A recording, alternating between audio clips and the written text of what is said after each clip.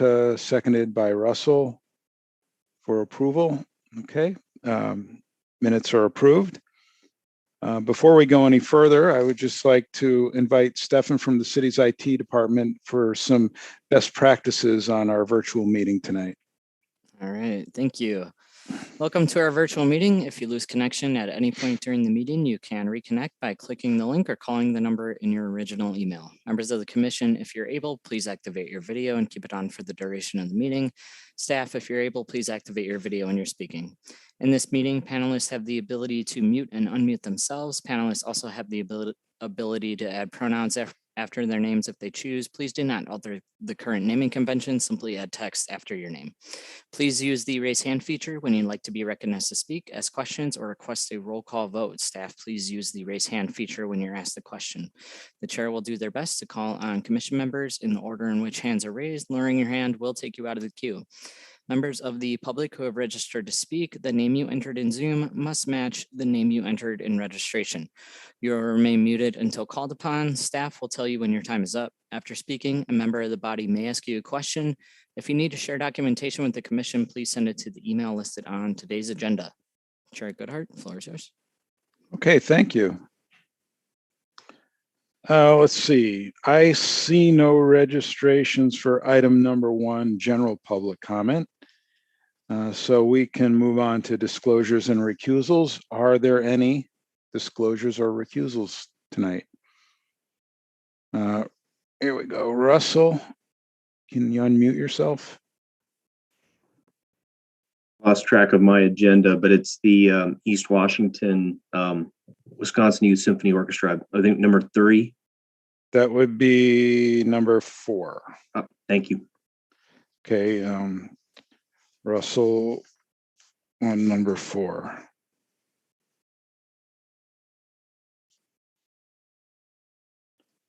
Okay. Any others? See no other hands. Then Jess, if you'd like to provide us with an agenda overview. Sure thing. Can everybody hear me? Mm-hmm. Excellent. We have a little bit of everything on the agenda this evening. We have 2 public hearing items. The first step is this comprehensive design review request for new directional and wall signage at Cuny Mutual Group campus. I have Matt Tucker with us this evening who will review the request and key issues. The UDC is an approving body on this request. The second item under public hearings is an initial final request for the development of the former Smokies with a new 5-story mixed-use building in Urban Design District number 6. Because this is a by right development, the project will not be reviewed by the Plan Commission, and the UDC is an approving authority on this request as well. Coming back to us for final approval is item number 4 on the agenda for the new 40,000 square foot rehearsal space for WISO, which is located in UDD number 8. As such, the commission is an approving body on this request as well. And then finally, there are 2 informational presentations. The first being for development and program changes to the Archipelago mixed-use building at 929 East Washington Avenue. Of note, the proposed development includes a request for 2 bonus stories. As part of the commission's initial thoughts on the updates and changes to the programming, staff is requesting the commission's initial thoughts on whether or not the additional criteria for bonus stories are being or can be met. And then finally, an informational presentation for the demolition of 430 through 444 State Street for the development of a 6-story mixed-use building. On this one, there are a couple of interesting things to note. With regard to the demolition permits, while the Landmarks Commission did recommend that the proposed buildings, or I should say existing buildings, have historic value, they are not designated landmarks, they're not adjacent to landmarks, and they are not located within a historic district. With that, however, based on the downtown design guidelines, historic context, rhythm, as well as preservation, adaptive reuse, et cetera, would be part of the commission's consideration on this item. And so with that, I think we can get started, Cliff, if everybody's ready on item number 1. Great. That would be item number 2. Oh, sorry, item number 2. Okay, yeah, I make that mistake all the time. Okay, that brings us to agenda item number 2. Our standard practice in the past had been to have staff provide us with a little background on the application. And if you're willing to do that, I think I saw Matt Tucker. Yeah, if you'd like to do that, Matt, at this point, you're certainly invited to. Otherwise, we can let the applicant jump into it. Sure, I would appreciate that, Chair. Thank you. And good evening, members of the commission.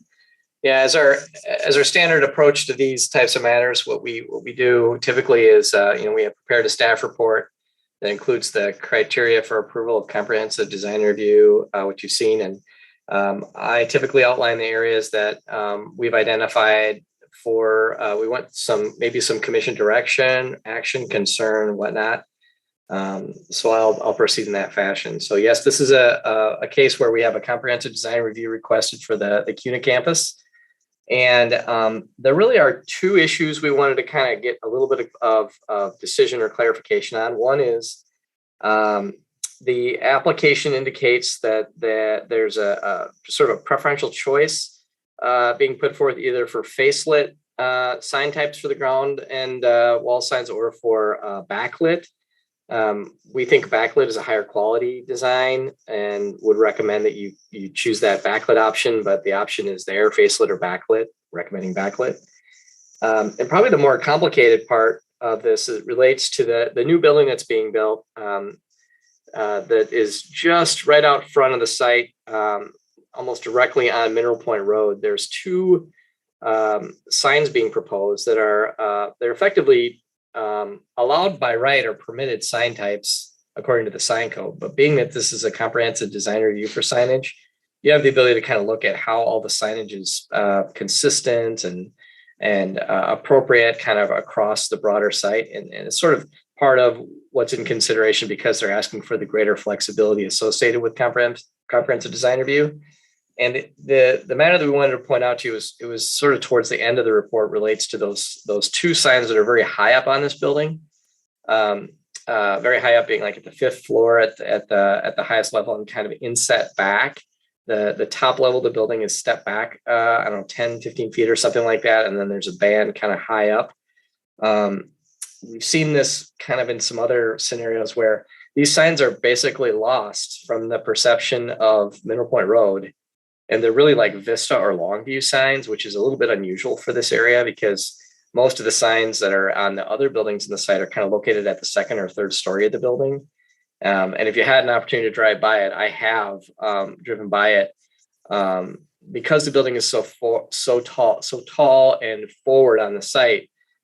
We were questioning the viewability of these signs and if the commission thinks it's appropriate for them to be placed so high, because you kind of lose the perspective of those signs due to that context to the surrounding road and kind of as you're coming to the site from both directions. But maybe that's fine too. We just weren't exactly sure. We just thought it was unusual. And we think those are the things that we should be pointing out to you when comprehensive design review requests come in front of the commission. And with that, I can take any questions. Okay, any questions for Matt before we invite the applicants to speak? No? Yeah. Oh, Tom, go ahead.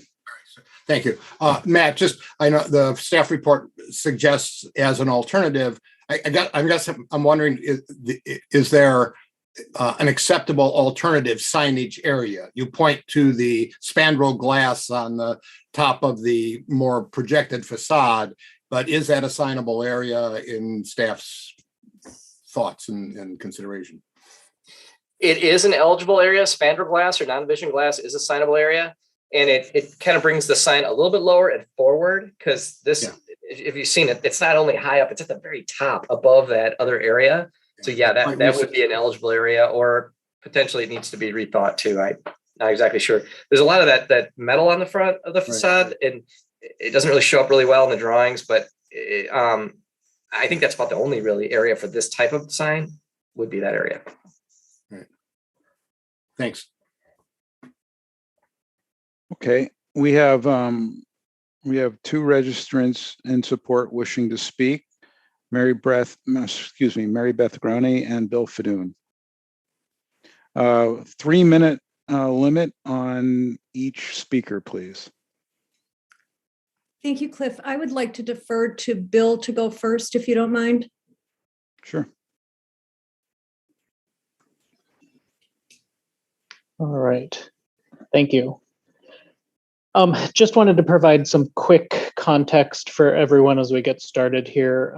From Cuny Mutual's perspective, we really see this project as a commitment to Madison. We're here to stay. We're not going anywhere by building this big building. First and foremost, one of the goals of the project is for our employee base to continue to be an employer of choice in Madison. We know a lot of things have changed in the past 2 years since we've come before this commission. We were originally asking for approval to start building. Hybrid work has come into the forefront, and we see this building as just an awesome player in that realm to really help bring our employees back to campus. This building supports all of that hybrid working. It's all about connection. There's an auditorium, a lot of meeting space, and food service in the building. So it'll really create a connection point with the employees. And then I think the second most important aspect and goal of this project was for the community. We want to allow our community and nonprofit partners to be able to utilize this building and all of the great space that we're going to have as well. So we see this project as serving as a template for the possibilities of what we can do on the rest of our campus in the future. So that's it for me. I just wanted to provide a tiny bit of context for everyone. So thank you. Okay, thank you.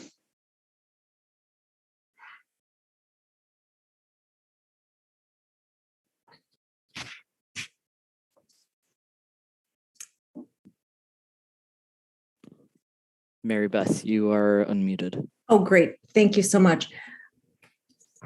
And I want to thank you for the opportunity to present the Cuny Comprehensive Design Review this evening. The proposed CDR includes initially 4 different types of signs. The ground signage designated 1.5 and 7.5. The large directional signage designated as designs 5A and 2.5. Campus identification signage designated as design 5, and small directional signage designs 4.3 and 6.5. The staff report finds that all of the proposed signage is compliant with the CDR criteria, with the exception of the lighting method of sign number 5 and sign number 5A. The existing building signs, as referenced in the staff report, are backlit. While there is merit in all dimensional letters having consistent lighting, the existing letters will be updated in the future. We would like to ask the UDC to consider using the new signage as the template and grant approval to the possibility of internally illuminating the letters on designs 5 and 5A, with the understanding that when the existing building signs are updated, the new signs will be consistent with this approved CDR. The last portion of our CDR is relative to the building signage, which Matt just brought up. These are designated as designs 10.1 and 11.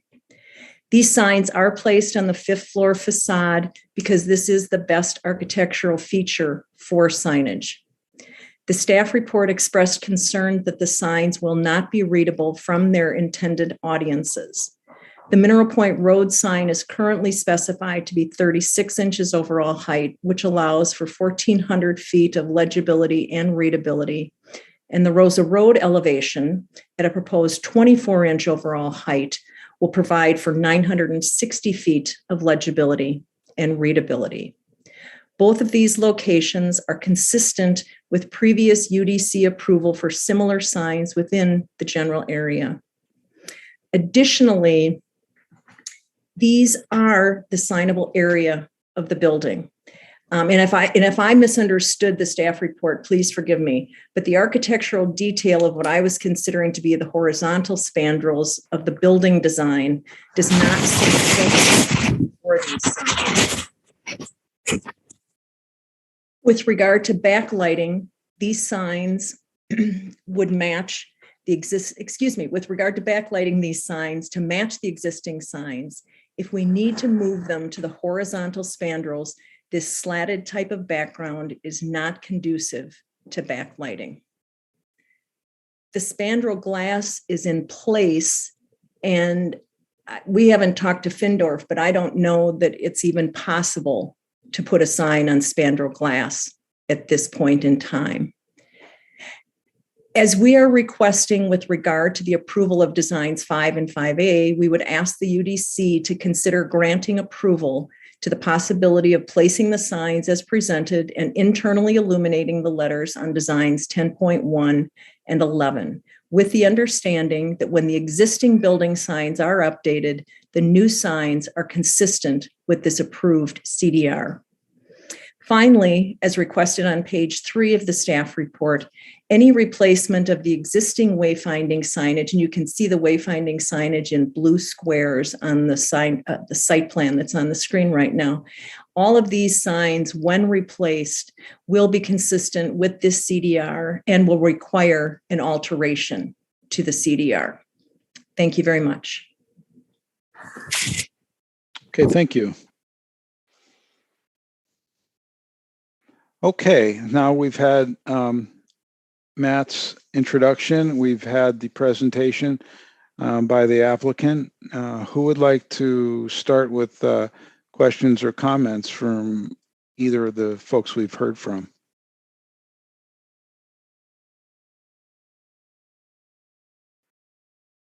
Tom. Thank you, Cliff. I would just like a clarification from Mary Beth. If I understand correctly, she's asking us to approve the signs 5 and 5A with face lighting, not backlighting, and that would also set a precedent for the revision of other signage on the campus. In other words, also moving to face lighting versus backlighting. Am I understanding that correctly, Mary Beth, or not? Thank you, Tom, for that question. Actually, what we're requesting is the option for either or right now. The client has still not made a final determination on how they want to illuminate 5, 5A, and 10.1 and 11. So we just want the flexibility it can be either face lit or backlit. We don't want to pigeonhole right now because we're still fine tuning some of that detail. Okay, thank you for the clarification. Mm-hmm.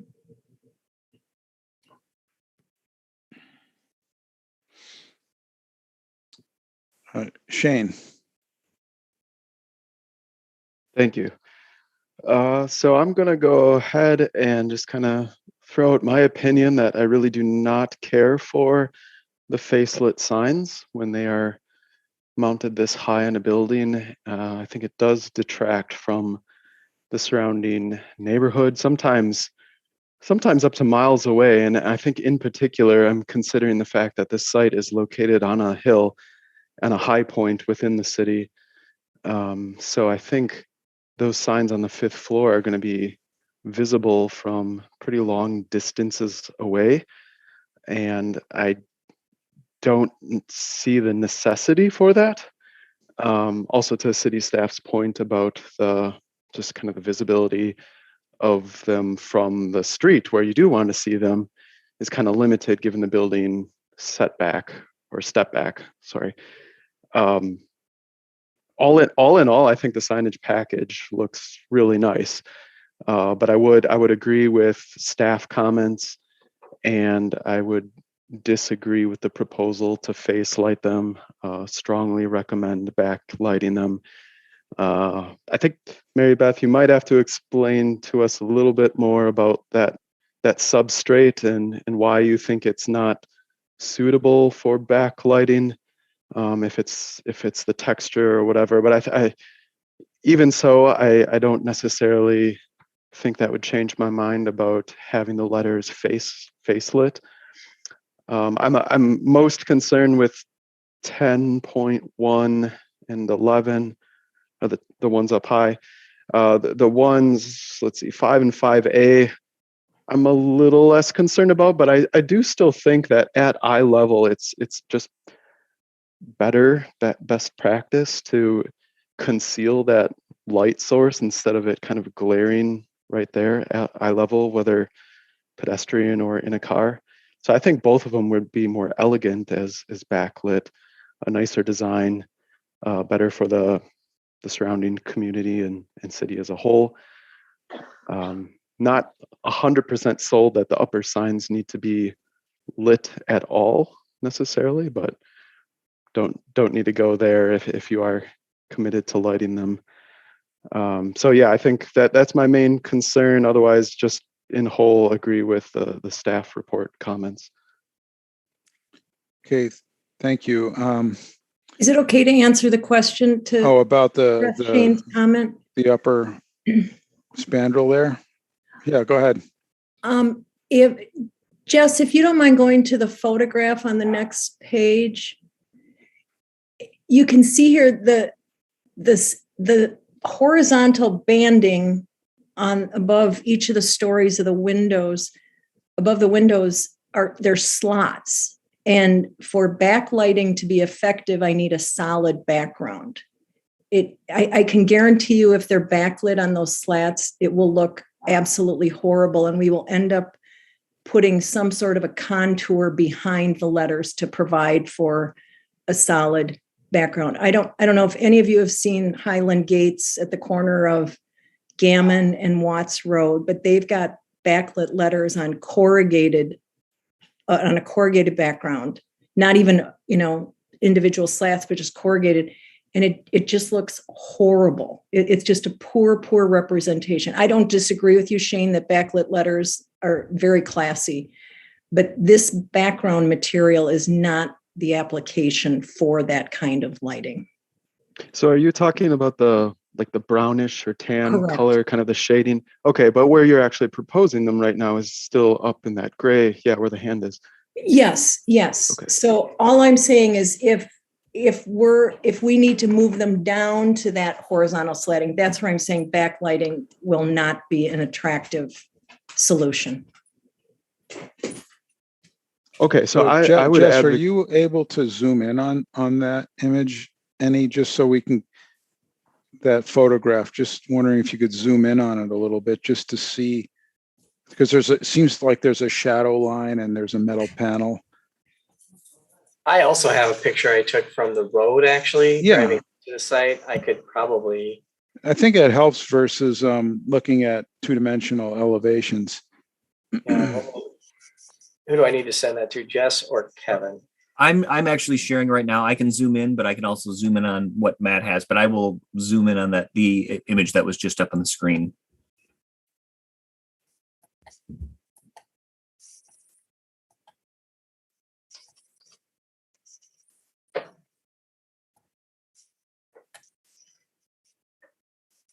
Here you go.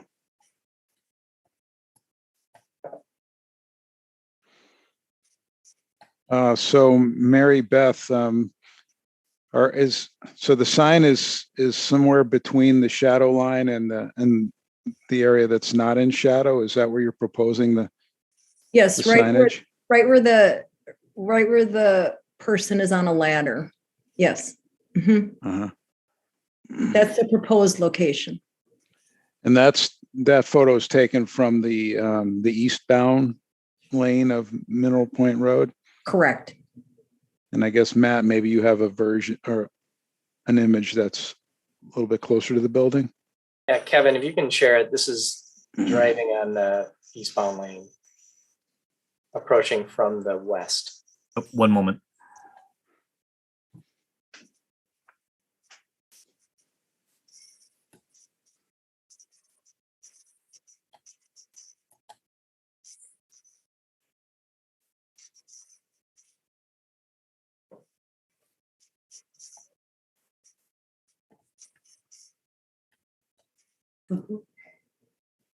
Mm-hmm.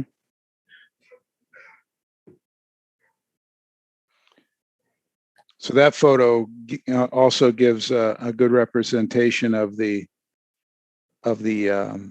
sun shading elements, and how transparent they are, and maybe not an ideal mounting for building signage. But it also kind of shows you how signage could conceivably be lost up there in the on that upper floor that's set back.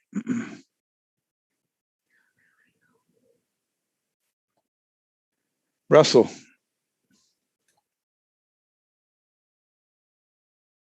Thank you for the presentation. I find the package very tasteful on a very nice building. I do just want to, I think 10 and 11, 10.1 and 11 are really, I think, the hot topics here. So I just want to ask Mary Beth, what is the intent of the lit signage on the south elevation here? Is it who's your audience for that signage? Thank you, Russell. I think it's identification of the entire campus. And I think the audience is anyone who can see it and read it. Yeah. I asked because the photo you provided on page 9, to me, that it looks like that photo is maybe someone's pulled over in the far right lane and taking the photo from the driver's side window of the car. I think somebody just mentioned a similar comment, but I am just questioning who is actually going to see this signage from Mineral Point Road. I think there's going to be a wider audience seeing it from much farther away than Mineral Point Road. So for an identity, I think the east elevation facade is a lot more successful and has that long view exposure that might be doing more work for you in terms of.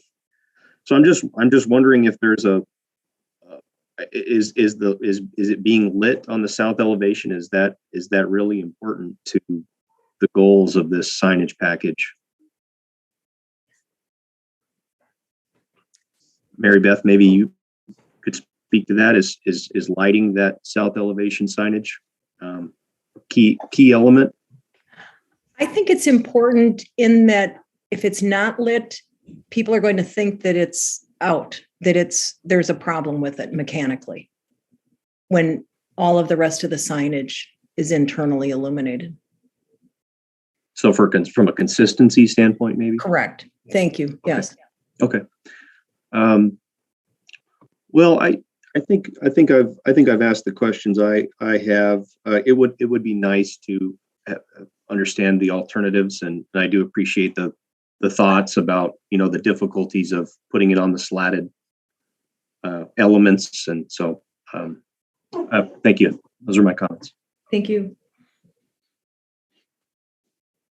Okay, any other questions or comments? So we've received a response that it's more campus identification kind of at the top of the hill there, the top of the building at the top of the hill, versus any kind of wayfinding or specific building identification. So we need the commission to weigh that, the visibility of the signage versus the appropriateness or inappropriateness of alternative locations.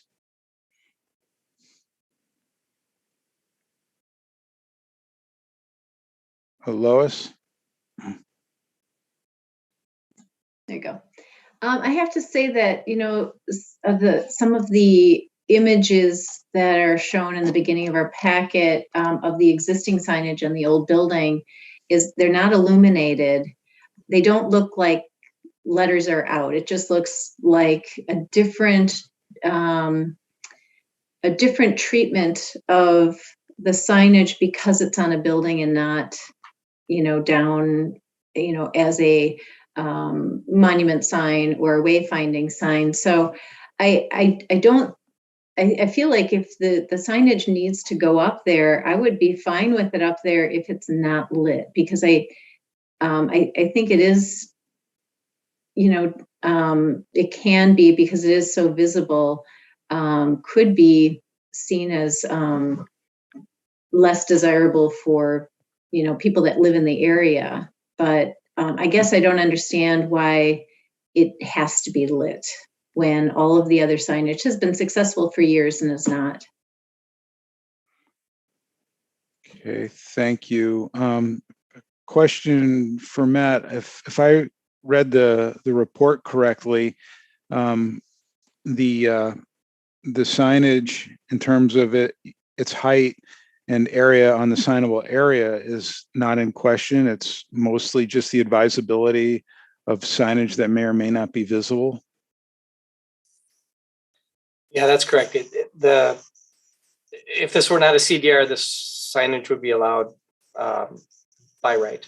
Okay, so it's really, the client, if we can't see their signage and they want to put it up there, it would otherwise, if it wasn't for the other ground signs and parking lot signs, they could go ahead and just put that on there, right?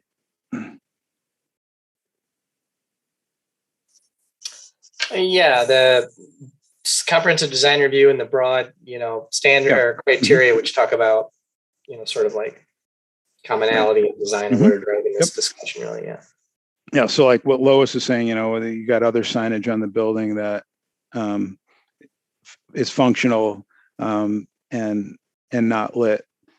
So that, that's, an appropriate, I guess, topic for us to deliberate is not only the location and visibility of the sign, but whether it should be lit or not lit, and then of course backlit versus face lit.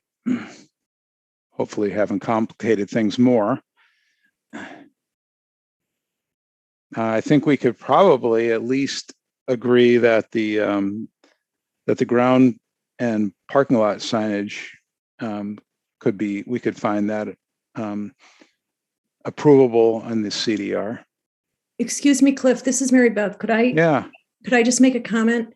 Well, if somebody asks you a question, I will definitely make sure that you are available to answer it, but we really shouldn't be lobbying on your behalf. No, it's in response. Unsolicited. No. Does anybody have a question that Mary Beth did not answer? Can I ask her about why the other signage is successful and not lit, and why this one has to be lit? Okay, Thank you. Thanks, Mary Beth, in advance. Thank you. The three building signs currently on the building are backlit. They're all backlit. So it's just the photographs are taken when the lights are not on. Correct. Correct. Okay. All right, Shane. I think I could go ahead and take a stab at a motion here. So I will make a motion for approval with the following conditions. My motion would be that all sign locations are approved as submitted by the applicant, but that sign 5, 5A, 10.1, and 11 all be backlit or not lit at all. Okay, is there a second on the motion? Seconded by Tom. Okay. Any discussion on the motion? Any discussion or additional questions for staff or for Mary Beth? Okay. Seeing no discussion on the motion, I will look for any hands raised. If I don't see any hands raised, then we will approve the motion by unanimous consent. Okay, I see no hands raised, so the motion for approval is granted. Now, Shane, I guess also we are, I hope staff understands that we are also approving the ground and the parking lot signage. Okay. Okay, very good. Then the motion is approved. Kevin or Jess, is there any questions or any clarification you need on the motion while we're still all here? Nope. I think everything was pretty clear. Okay, thank you very much. We look forward to seeing the building and hopefully visiting it one day. All right, so that brings us then to item number 3, which is 3005 University Avenue.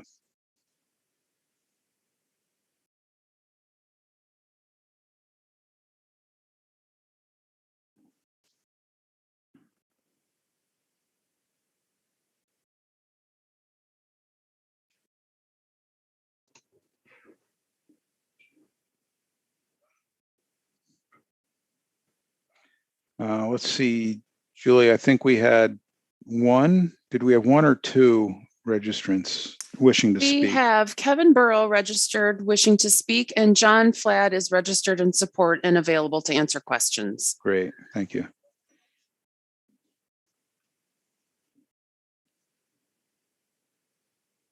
All right, good evening. This is Kevin Burrow. We presented this project to you recently, and we are back for final approval this evening. As everybody is well aware, this is the Smokies Restaurant site, which is a coveted location in Madison and an iconic building in its own due to the use of the building. But as has been explained in the past, this building is no longer going to be utilized as a restaurant. So we're proposing a mixed-use development. So you can see the context photos here, how it's nested in on University Avenue between Forever Bagels and the 6-story apartment building in the upper corner. If you go to the next slide, please. I'll just focus my comments on responding to the feedback we received at our informational presentation. So the updates that have been made to the site plan basically just deal with showing the landscape terrace along University Avenue, the opportunity for introducing additional landscaping with a street tree, which will be coordinated with forestry, and then confirming that this will comply with the configuration of University Avenue once it's reconstructed. Next slide, please. We've also enhanced the landscaping plan and shifted some things around for this terrace area, and then clarified the planters along the front of the building and the fencing that may be required, and that is required along the southern and western portions against the residential area. Next slide, please. What we've enhanced on the building design is better articulation for the base of the building. That was a strong comment from our previous presentation, so that the parking garage base has some articulation to it via windows or fenestration and additional detailing. Then also highlighting the main entry into the commercial space, which is previously merged with the entry to the residential. So now it has its own standalone entry set aside from the residential entry, and the red banding really highlights access to the commercial, both for visitor parking, vehicular parking, and for pedestrian access.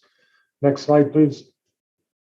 So, and also the base of the building facing to the west has also been highlighted with regards to additional fenestration along that and additional plantings and clarification of landscaping that will also screen the base of the building. Next slide, please. So we've updated all the renderings accordingly. So here you'll get a view as to how it highlights the main entry to the commercial space at the center of this image here. And then the residential entry still has its own character off to the right-hand side. Next slide. Here's the main focus then on the residential entry, and you can still clearly see the commercial entry. Next slide. Another view of the main commercial entry. Next slide, please. And then here, as you come around the corner, how the cohesiveness of that red banding then carries over to the garage entry to also signify the parking area available. Next slide. Here's a distant view of that as well. Next slide, please. And then the articulation we've done to the base of the building with those additional window fenestrations with decorative metal screening and accents along the base to really help highlight and remove what was previously considered more of a stark or brutal base to the building. Next slide, please.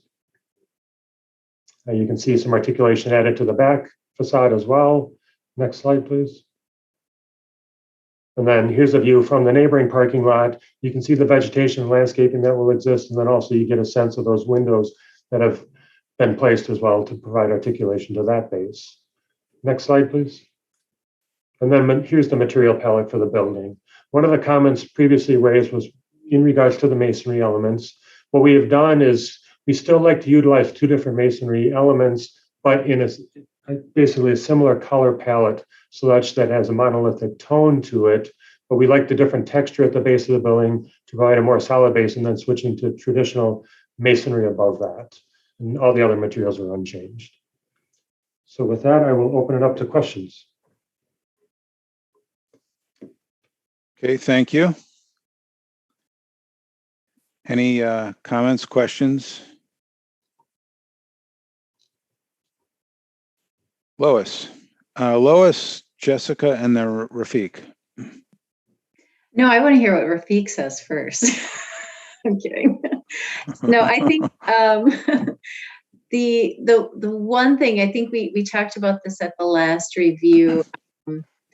is the front of the building, I still think has just a little too much happening. And I'm wondering if the masonry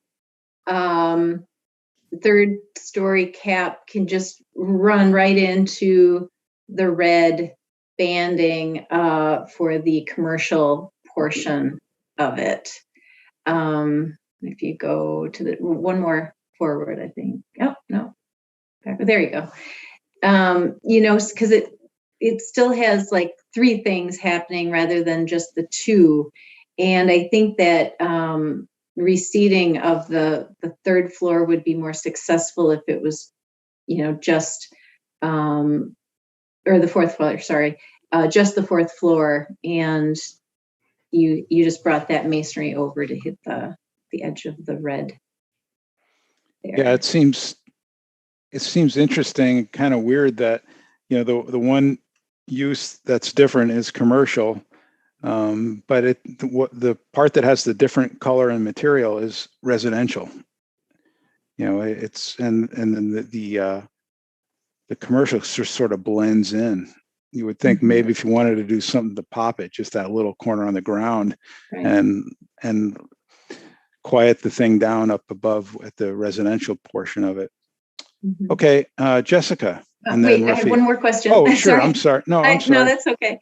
And what is the material? Is that a guardrail above the fourth floor there at the edge, or is that you're starting to articulate some kind of screening for mechanical?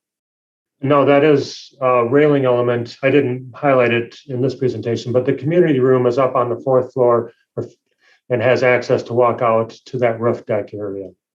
Oh, okay.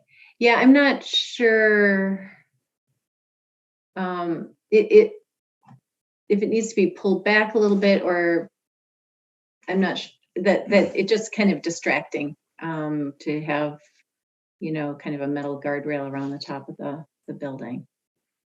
So maybe that's even more important why to bring the other thing across, because then you have this layering horizontally, I mean. So, all right, thank you. Thank you. Thanks. Jessica? Yeah, I just had a couple questions about, I think we kind of touched on this last time, where the front door for the commercial would be if people are driving and parking in the parking facility. And the other question I had was, is there any changes that came about from Bagels Forever and their loading needs? Thank you for those questions. We are intending to have a commercial entry directly off of the parking area underneath the footprint of the building above, basically. So it's interior, and on the opposite side of this image, they would have access into the commercial space if you were driving in there and parking. We don't have a user for this space though, so the interior layout is yet to be determined. But then we also did highlight the main entry here along the street facade.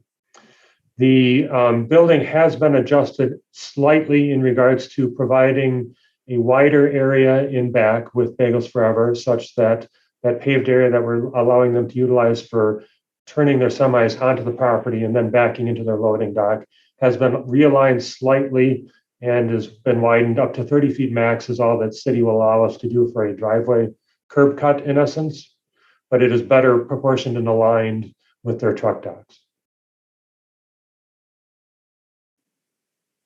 Ooh, sorry, I had one more comment. Thank you for that. Yes. And I keep wondering about that commercial space, if it has two front doors, if that's difficult to lay out, because sometimes we've gotten some proposals where one side facing some side ends up getting their windows covered because you can't really have two front doors to a small commercial space. And then the next one, I was wondering if on the south side by the residential house that's existing, if those trees can stay. There's one tree in particular about halfway back on the property from the east that is kind of sizable and helps screen that house from new construction. Can that tree stay, or any ideas in that area? We'll have to study that in detail as far as the footprint of the tree. If it is currently not within the paved area, we are not building any building structure in that vicinity. So in that regards, we would not be disturbing the tree. But I don't know if this 30-foot wide turnaround, in essence, for the Bagels Forever is critical to this development, such that if the trunk of the tree is within that zone, then I'll have to be honest in that it would not be able to survive. But if it was south of that, we would certainly do our best to maintain that tree. Okay. Is that it then? Yeah, thanks. Okay, Rafiq, followed by Shane. Yeah, if we could go back to the front of the building that Lois was commenting on.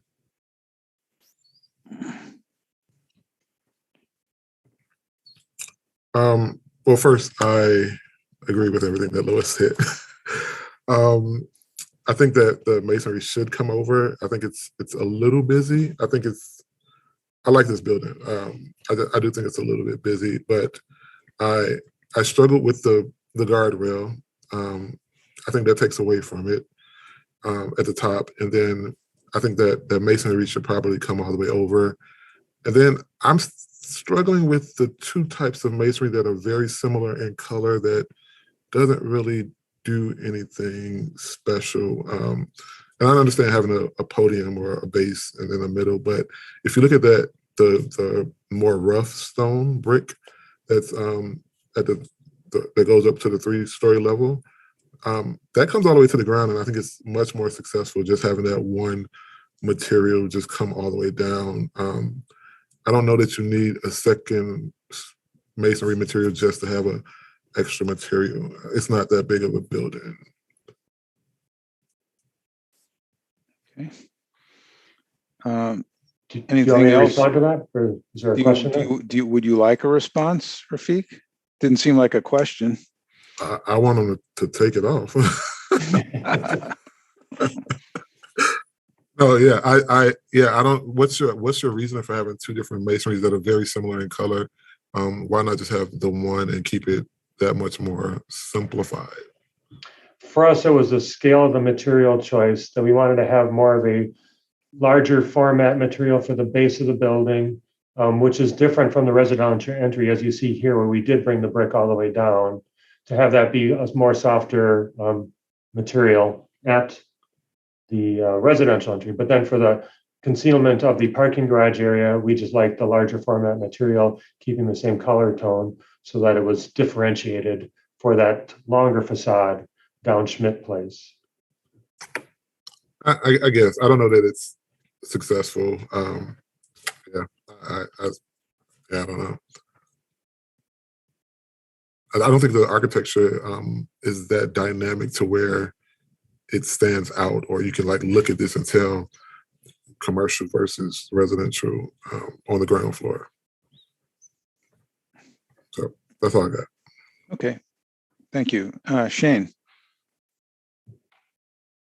Thank you.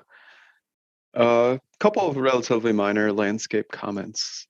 So I think I see wash stone as a planting bed, mulch, and just Kevin, as you know, that's not typically a material we allow. We would rather see the shredded hardwood bark mulch or something that supports the foundation plants rather than the stone.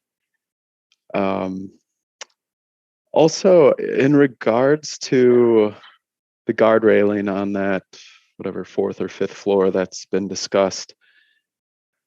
So I don't necessarily have a problem of the aesthetic of the guardrail as viewed from the street. I think what would be nice would be to get some plants up on that terrace, and especially plants with enough height that they're visible from that edge.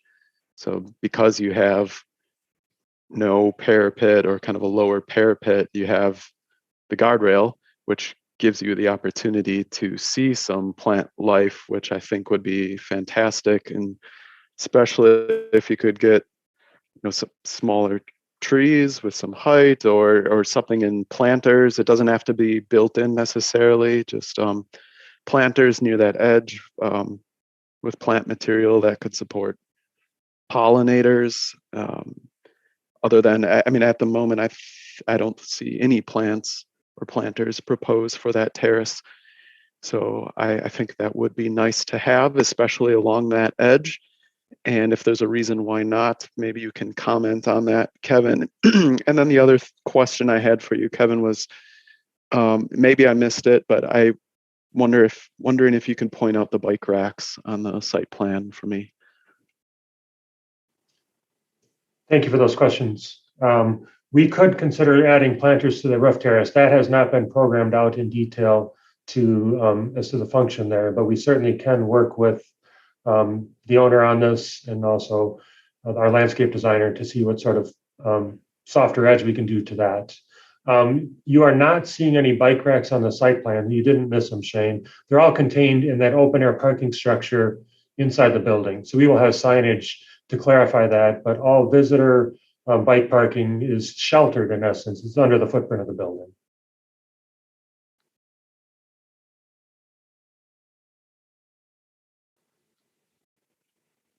Okay, thanks.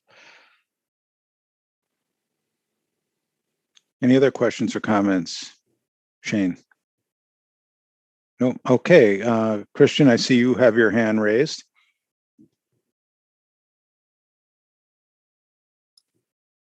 Can you hear me? Mm-hmm.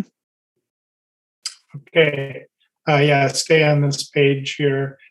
So yeah, I echo Shane's comments about the washed stone. It's just not conducive to long-term, healthy soil structure in these beds along the buildings. It can be appropriate in limited spaces where there's, maintenance issues, but I don't really see those in most of this design. All these plants would be much better served with a traditional wood mulch base. I have concerns about some of the plant selections. The arborvitaes that are going along the western edge of the building, while the lower ones adjacent to the neighbor's parking lot, yes, those ones are fine. The 9 that are up on the top, yes, those ones there, those are in, this tiny little alleyway between 2 5-story buildings. Arborvitaes are pretty adaptable, but that is going to be a very, very shady area where, it's not like they're going to die in there, but they're not going to be particularly happy. I would strongly suggest switching that out, especially since there's nothing there. The heights of those, that first floor is parking garage anyway, so it's not like anybody's windows are out looking on there. An upright yew, there's a variety called Hicks, might be more appropriate. Those yews are happier in shadier situations than an arborvitae would be. The planters that are on the commercial corner there, that are planned to have hophorn beam and durvilla planted in them, is an interesting take on having plantings by the front entrance. It looks like they've spec'd planters that should be big enough to keep these happy, maybe not forever, but for fairly long term. I guess I would suggest one thing in that the durvilla, which was kind of a smaller spreading shrub that will flank those hophorn beams, they just have the straight species on there. There's some much improved, much more colorful, more exciting varieties of those that are out there now that I would suggest in a prominent place like that. If you're going to go with durvilla, to go with one of those. There's a variegated one called Cool Splash, or there's a whole series called Kodiak that are much more colorful during the season and in the fall that would be, worthy of putting in there. Coming down Schmidt Street, those long beds along the parking garage, I guess I would quibble a little bit with some of the numbers and spacing of the ornamental grasses. The calamagrostis, the feather reed grass, I mean, everybody's using that nowadays. And the long stretch there, they're just spaced way too far apart. I mean, I tried to scale it out looking at the plans, and they look like they're on like 5 or 6 foot centers, which is way too far apart for those. There should be more of those. They maybe don't have to be as densely planted as they are along the southern edge of the parking garage, but there should be more of them. And then at the entrance to the door there's prairie drop seed. Again, there's like 4 plants, which are just going to look really sad and lonely there for multiple years. There should be like 5, 6, 7 in those areas. So I would bulk up the numbers of both of those grasses along the side there. And, just toss out the idea of, you have these planting beds along there. There's all kinds of opportunities to put some flowering perennials that would be good companion plants to the evergreen shrubs and the ornamental grasses at minimal cost and minimal upkeep. Salvias, black-eyed Susans, and again, not just dotted in here and there, but do some drifts weaving in there would just make that whole side of the building so much more attractive. And I guess I have one question for Kevin of what's going on along that privacy fence there. It seems like there's a retaining wall. I'm a little vague about what's going on with the fence and the retaining wall, and then still getting both arborvitaes and honey locust into that little strip along there. The fence exists currently on top of the retaining wall, so it's our obligation to maintain and or replace it with a new fence. And then the plantings would be at grade on our side of the retaining wall. So they are separate elements at different elevations. All right, it's a little tricky planting there in a narrow space at the bottom of a retaining wall, but I can appreciate the effort of shielding that driveway from the neighbors. So those would be my comments, and I would second Shane's suggestions about plantings up on that roof terrace. That's all I have. Okay, thank you. Shane, you have your hand raised. Yeah, thanks. I wanted to piggyback off of one thing Christian pointed out.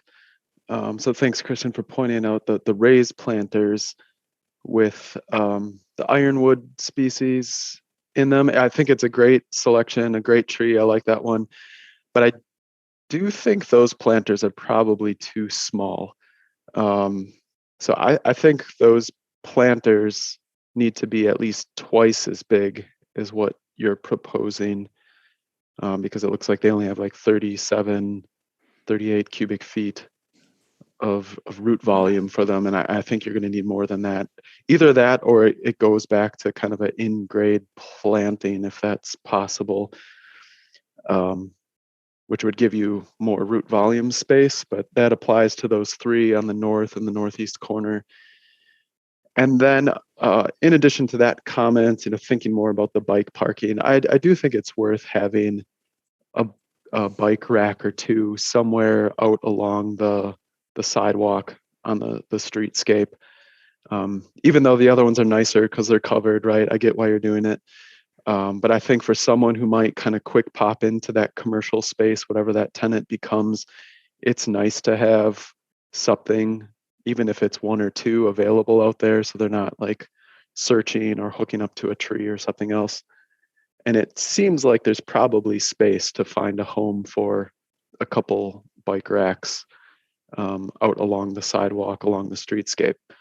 So just wanted to add those two comments. Thanks. Thank you. Russell. Nice presentation. Thank you. Kevin, I just want to say I appreciate the nice detail of the renderings. They look really sharp. I picked up some details I want to ask about. The windows are, it seems like there's a depth to the bottom section. Maybe page 6 is kind of a nice one, especially zoomed in. But the bottom section of the windows, is this an operable casement, Kevin? Are you thinking, or do you know what you're maybe intending for these windows? Are they operable? Yes, the windows in the apartments are operable. We haven't selected the manufacturer, but these could be either a single hung where the bottom sash would slide upward, or fixed over an awning below. I wanted to ask about, it's hard to see in this one because it's shadowed by the red cube, but maybe on page 6 you can see it on the corner. You can see them here. The fourth floor, you've got a third section. Can you just explain the third section of glass, a third section of window? Yeah, that's a transom window above the traditional size windows. You talking in the white siding areas? Yes, exactly. Yeah, so we added a transom window. So that corner unit has a raised ceiling, and it's more of a feature to that unit to get more natural light into that. I like the expression of that. It makes that fourth floor seem a little special because it is different. And I think that since I noticed it, I just would make a recommendation to for the development team to consider that to be an operable window in the summertime. That really could allow for some nice natural air movement, especially given now what we don't see is much detail about the plan for the roof, but if there's a darker material for that roof deck and the roofing itself, there could be some significant heat gains, and that it would be nice for that particular unit to have some nice ventilation for. So just to take advantage of that opportunity, maybe. I like the design, and those are my comments. Thank you. Okay, thanks. Just like to remind everyone that according to the staff report, there are a number of considerations that they're asking this body to review. I think we've hit most of them. I haven't heard anybody talk about proposed areas for future signage, but I think we've hit on the others. There may be a vision triangle issue that traffic engineering has, but if that revises the design, that would have to come back later. So we've had a lot of comments. You can review some of the comments from the first time they were here and the presentation today, speaking about how those were addressed. And the other thing I would mention that this is, we are an approving body, but it is scheduled to go before the Plan Commission for the demolition request on the 21st.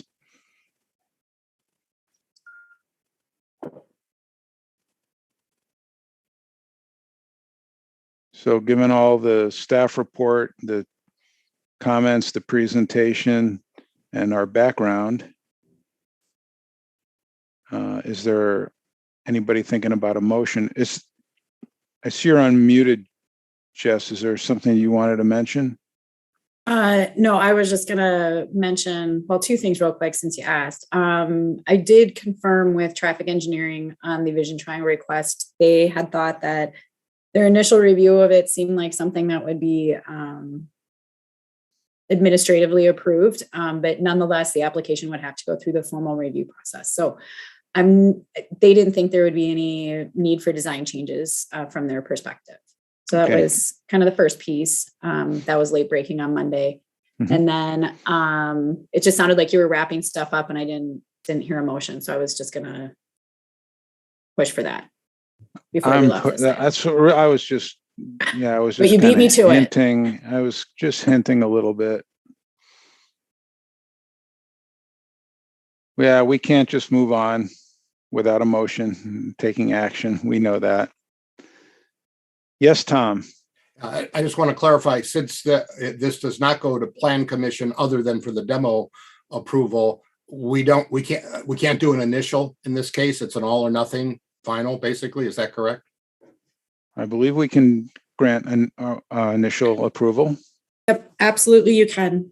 Oh, okay. So those it would only come back to us, though. It doesn't move on to Plan Commission. Okay. That's correct. Yep. Okay. All right. Well, then, given the amount of commentary, I guess I would move for initial, so that we could see some of the enhancements and changes that were suggested tonight.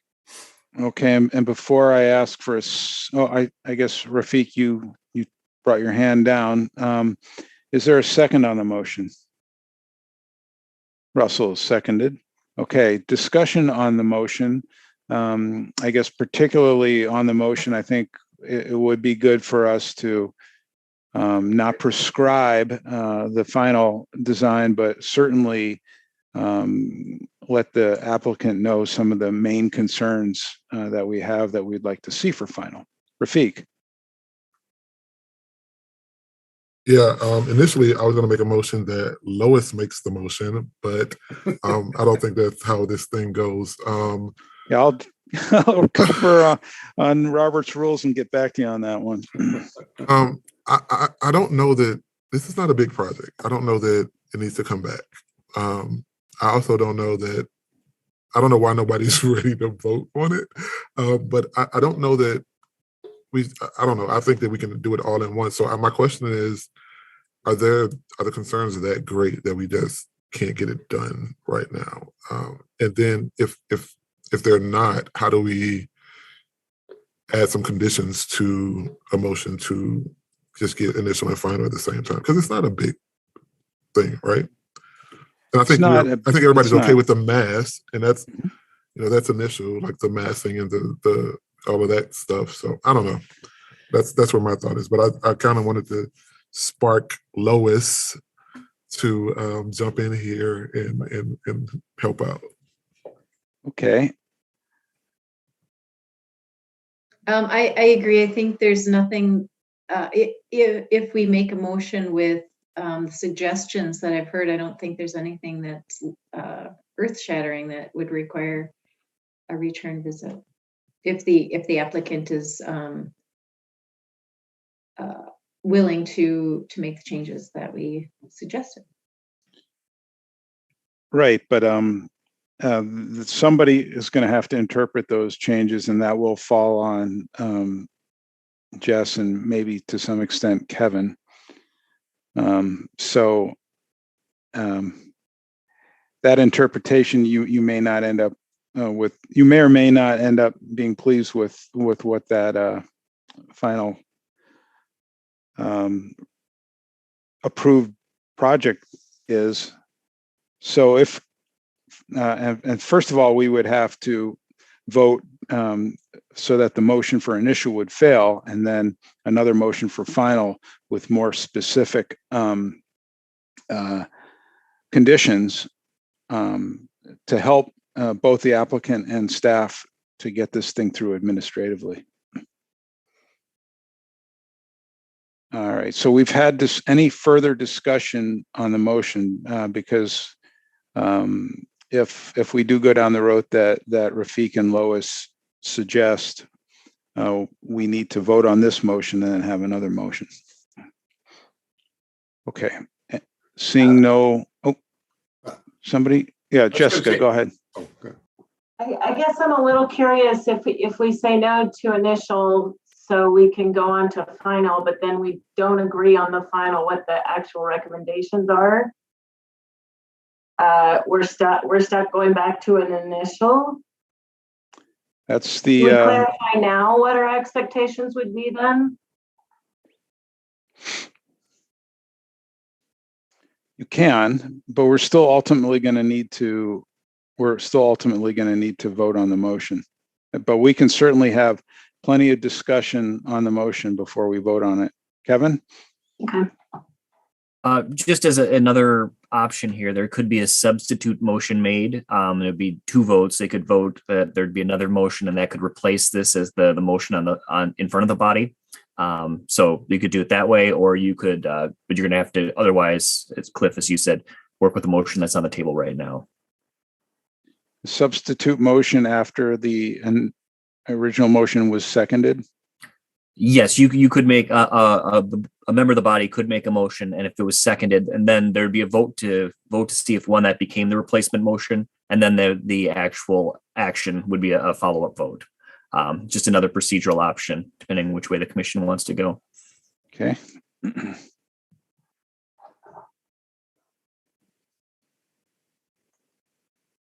Were you going to say something before, Tom? I don't know if I hadn't seen your hand.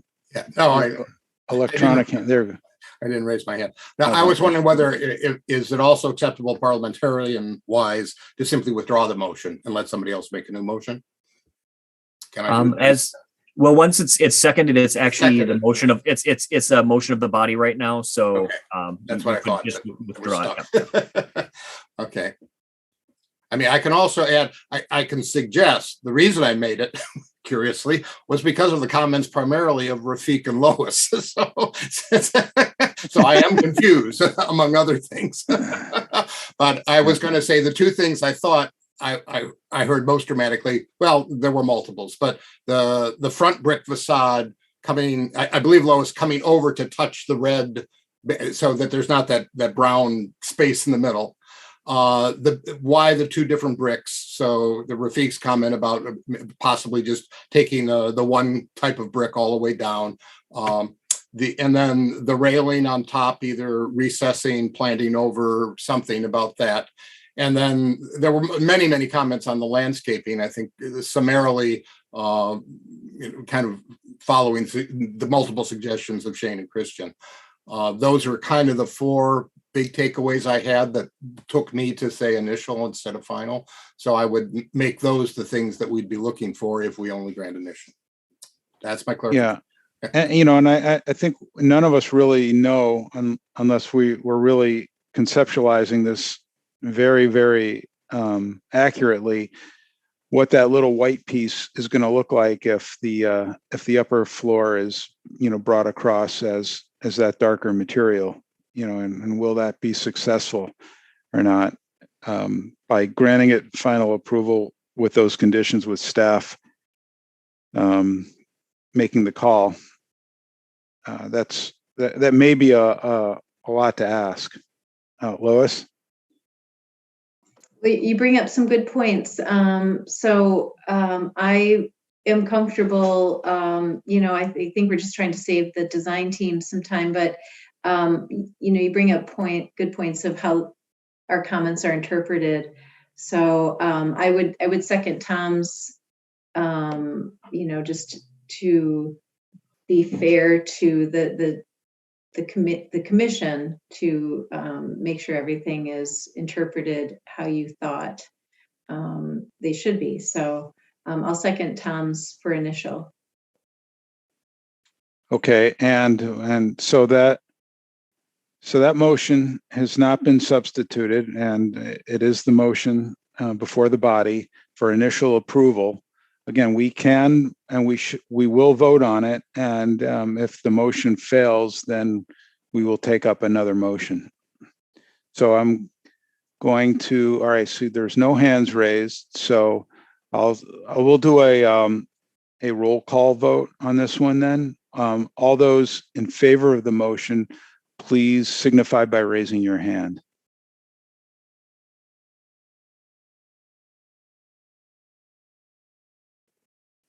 Okay, that looks like it's unanimous.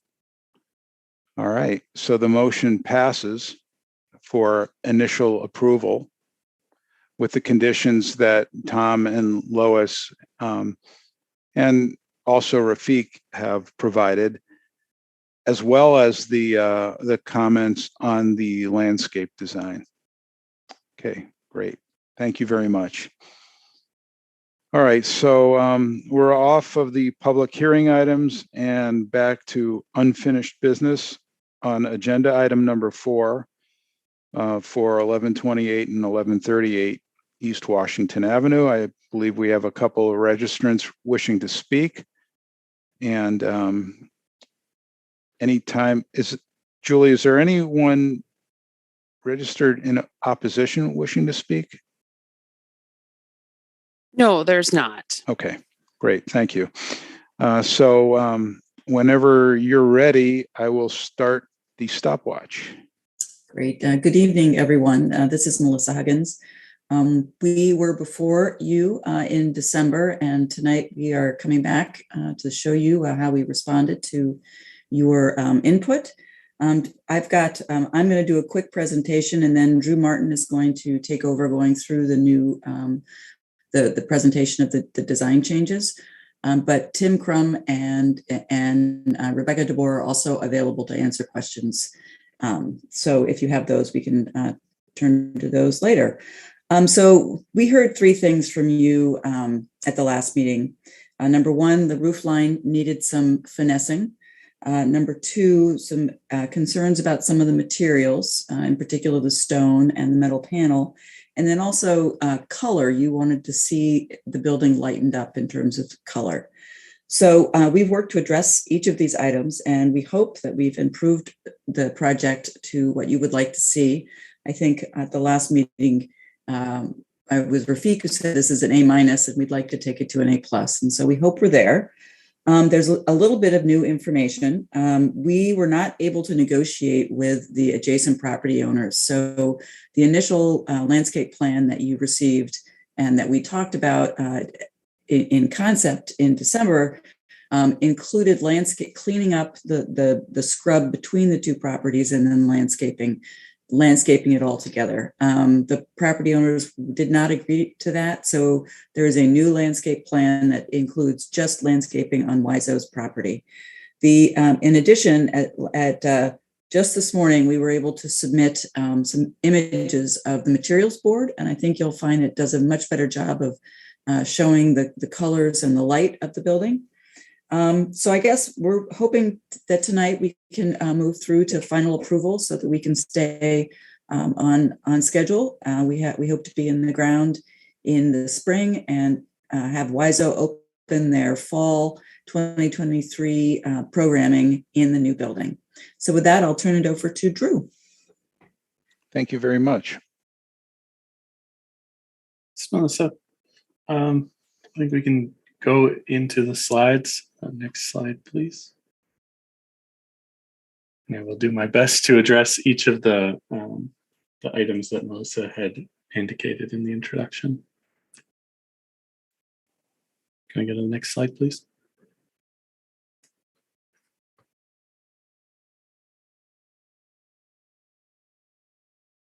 Are we locked up here somehow? Yeah, for some reason, it is not transitioning slides for me. All right, Jess, let me jump in. I can pull You're it going up to jump in? Okay, Yep. I will stop share then.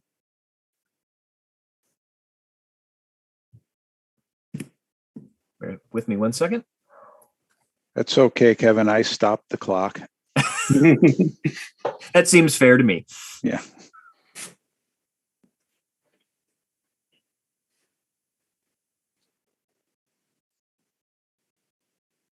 Oh, I'll just get back to the beginning. Yeah. It was just a really slow transition, Kevin. Yeah. When I closed it, that's when it transitioned. Sorry, it's now trying to get back to the. So, just like we rehearsed. Okay. Okay, so the first few slides really go into a little bit more detail on each of the major materials that we're looking at. One of the things that we had heard last time was that the stone base, that the feeling was that it was very heavy, rusticated, and we kind of saw that in the neighborhood in the Breeze Stevens Field wall, for example.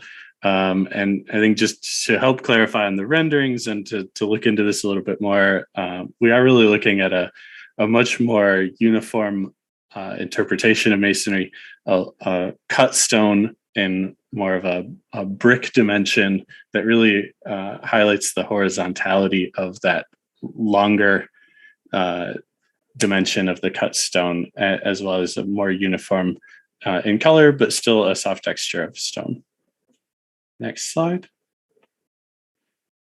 We've also switched from a darker bronze champagne type panel to a more varied and also lighter mix of aluminum panels.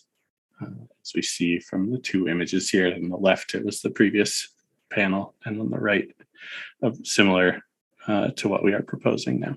And next slide. And then we also responded to the discussion of the roof color with a study of various, really the whole range of colors. We're looking from a brown, dark bronze through terracotta, and even some colors that match the branding colors.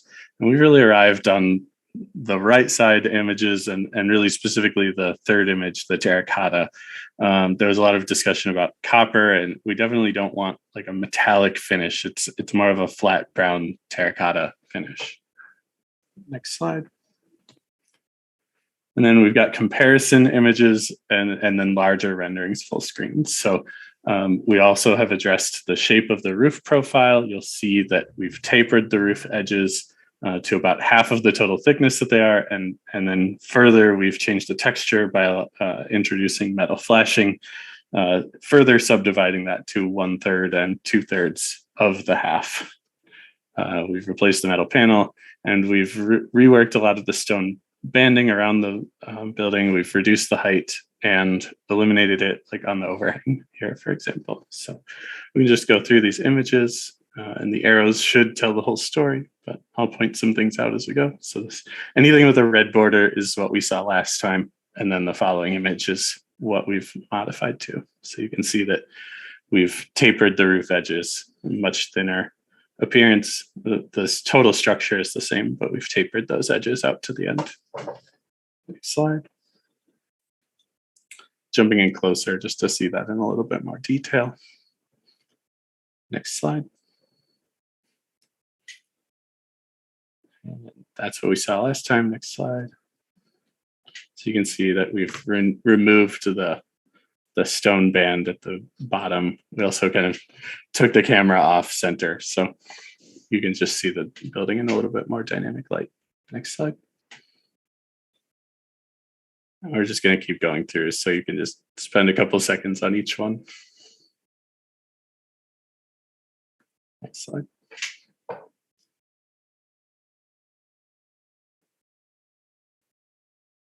And next. So on the north facade, again, shape the roof profile, replace those metal panels with a lot lighter, and reduce the height of the stone band around the building to a more appropriate scale. Next slide. Next slide.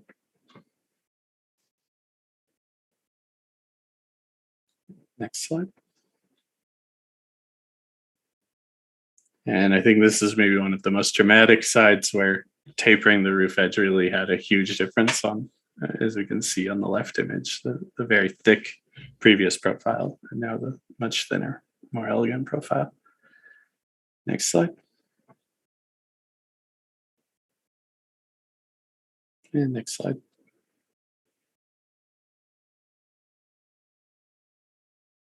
Next slide.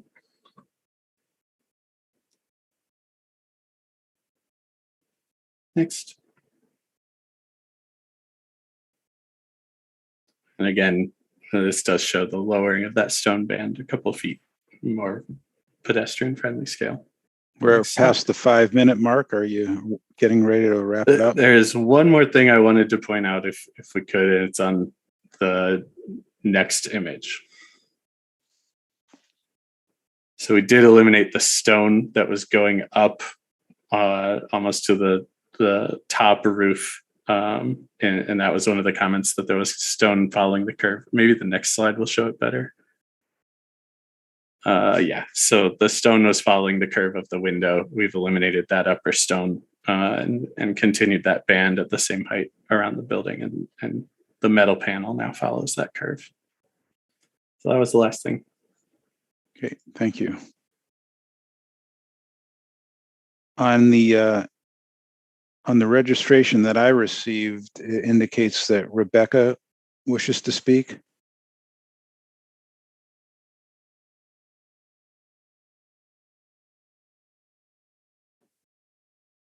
Good evening. I'm available to answer questions, as is Okay. Tim Crum. Okay. All right, well then that concludes the initial presentation for this project tonight. How about any questions or comments for Rafiq? I think the thinning of the roof profile is very, very successful. It looks a lot more elegant. My question is, I know we're virtual, but is there a materials board or something? Because the rendering of that shiny panel is, I'm sure that's not what it's not reading the way it's intended.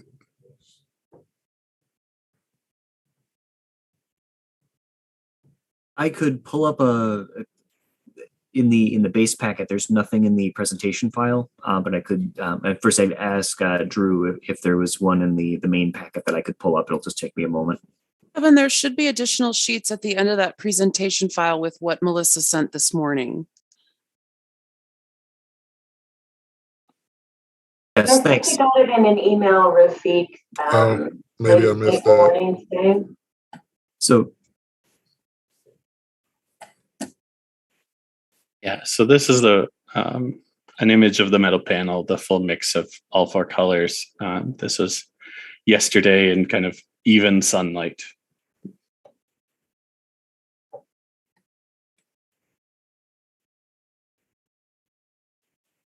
And then direct sunlight.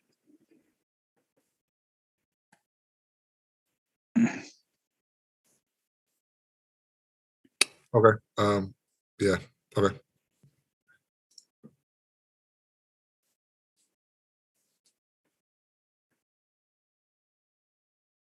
So you really see how it changes character a little bit as the light changes.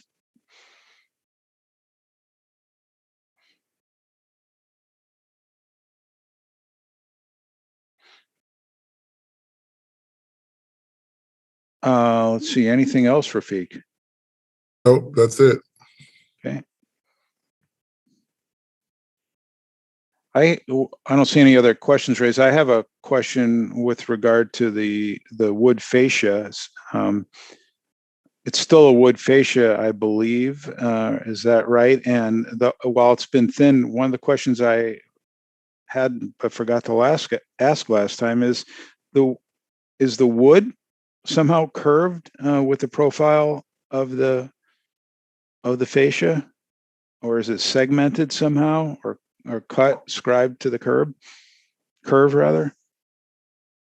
Yeah, the wood would not be curved, but it would be laid parallel to the curve, so that as it's segmented from piece to piece, that would really allow for the small adjustment from each piece to the next.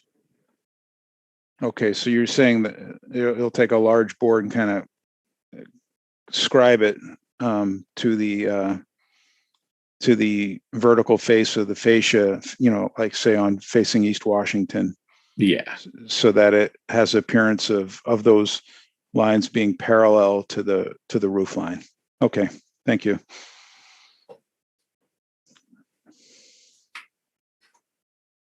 Any other questions or comments? We've seen this project a couple of times. We've asked them for changes. They've made changes. They presented the changes. I see a lot of heads nodding. Shane? Thanks.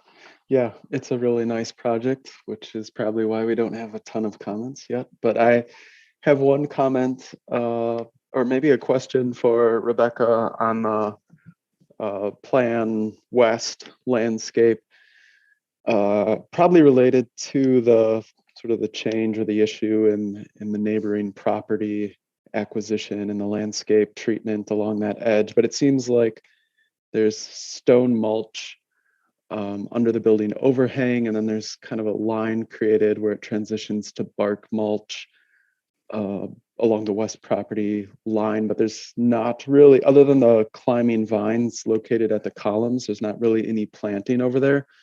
And it seems like it would be nice to sort of fill that space especially as like a drop-off space with more of a green edge.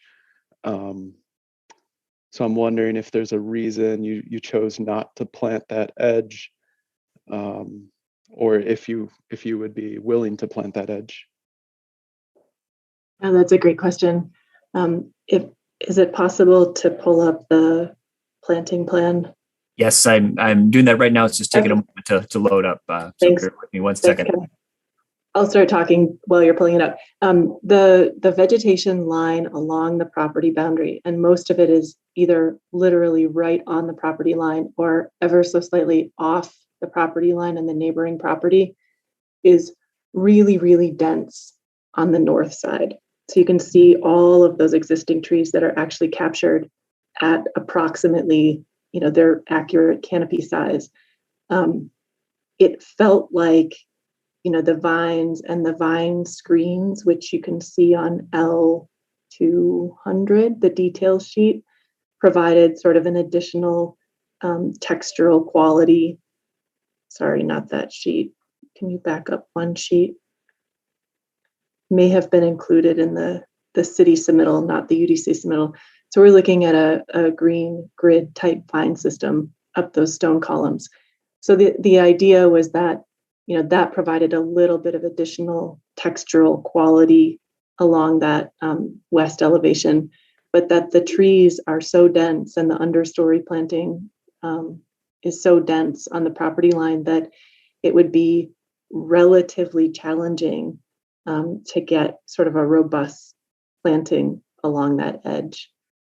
So the idea is that stone mulch from underneath the canopy, and you can see the building overhang canopy in sort of a dashed dark line, it just holds the outside edge of those columns. The building canopy underneath is stone, and we didn't want to translate that, so literally or directly down to the ground plane. So allowing that to kind of come out and wrap those columns and be that edge and that foreground to what is, except for that kind of very southwestern corner, a really dense existing shrub line and tree line. That was the intent. That was the idea. We're pretty tight on space there, so we could certainly entertain adding some plants. My initial thought would be that the most appropriate place would be to continue that planting bed that sort of starts at the East Washington sidewalk on the very south side and sort of continue that in kind of a wave up beyond that single tree that's shown there and then sort of taper off. I think it'll be really challenging to get much else to grow right directly under that shrub line.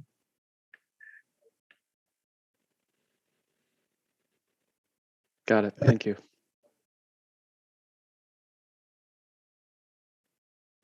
Anything else, Shane, before Christian? Nope. Okay. Christian. Yeah, congratulations on the changes to the building. I was really curious to see what an updated version of this was going to look like after our comments from the last time, and I think you were really successful in everything you did. This is one of those times when I really wish we were still meeting in person, because I really would have liked to have seen those metal panels. I think it's really hard to get a total feel for what those are like, seeing them two-dimensionally on a screen, but it looks good, and bringing them down to the undulating roof and lowering the stone base, I think was really successful. So yeah, kudos. I think it's much improved, and I really like the end result. Yeah, it's a shame about the side of the property we were just addressing there. Those are weed trees along that thing there, Siberian elm and box elders, but it is what it is. I guess I would have one comment on the plantings on the other side of the building for Rebecca and at the base of each of those columns that stick out from the face of the building, that are the base for the blue supporting ribs. You have a emerald arborvitae at the base of each of those, but I was trying to scale it out, and it just looked like, a really narrow strip there between the building and the parking lot. And while those emeralds are, fairly narrow, that's just a really tight space, and there's going to be snowplow trucks running along that edge to keep it clear and stuff. And I would just maybe make a suggestion that you go for something even more narrow than an emerald. There's some other arborvitaes. There's one called North Pole that I think is even skinnier and would give you, visually the same effect. There's also some junipers that are like pencil thin. If you wanted to, have an evergreen at the base of each of those 5 columns, that I think might be better. Otherwise, those emeralds, I'm afraid after 5 years or so might be hanging out and getting constantly run into by cars and snowplows and such. But other than that, I think this is a really handsome planning design, and it's going to be a really nice finished product. Okay. Thank you.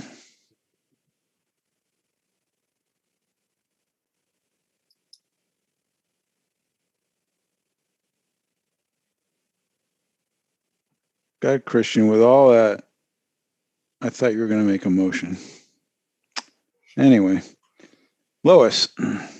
I won't disappoint you then, Cliff. I really think that the changes have been a great improvement, and I think we all knew it was almost there. So thank you for making the added effort to kind of fine tune that. So I'll make a motion for final approval with the suggestions that the landscape designer take some of Christian's plant types to heart. Thank you. Okay, thank you. Is that a second, Rafiq? Okay, great, thank you. All right, let me just lower the hands here and see if there's any discussion on the motion. Okay, seeing no discussion on the motion, and if I don't see any hands raised, then by unanimous consent with the landscape conditions, you have final approval. Thank you very much. Okay, that takes care of all the things that we have to take action on with regards to projects, but we still have a couple of informational presentations. Welcome back, Russell. And the first one is 929 East Washington Avenue. We have 3 members of the development team wishing to speak: Brian Reed, Doug Hirsch, and Kurt Brink, and Rebecca DeBoer is here to answer questions. Okay, and I'll start the stopwatch as soon as the first speaker is ready. Okay, can you guys hear me? Mm-hmm. Okay, so yes, thank you for the opportunity to present the redesign of 929 East Washington Avenue tonight. We're looking for, positive and great feedback from you as we continue to develop the design and move forward with the project. So you can go to the next slide. Site location, the 900 block of East Washington. The next slide. This is just a site diagram showing the project sort of master plan. The gray buildings, shaded gray buildings, are those that are either existing or have been newly completed. The blue parking ramp in the center has also been recently completed.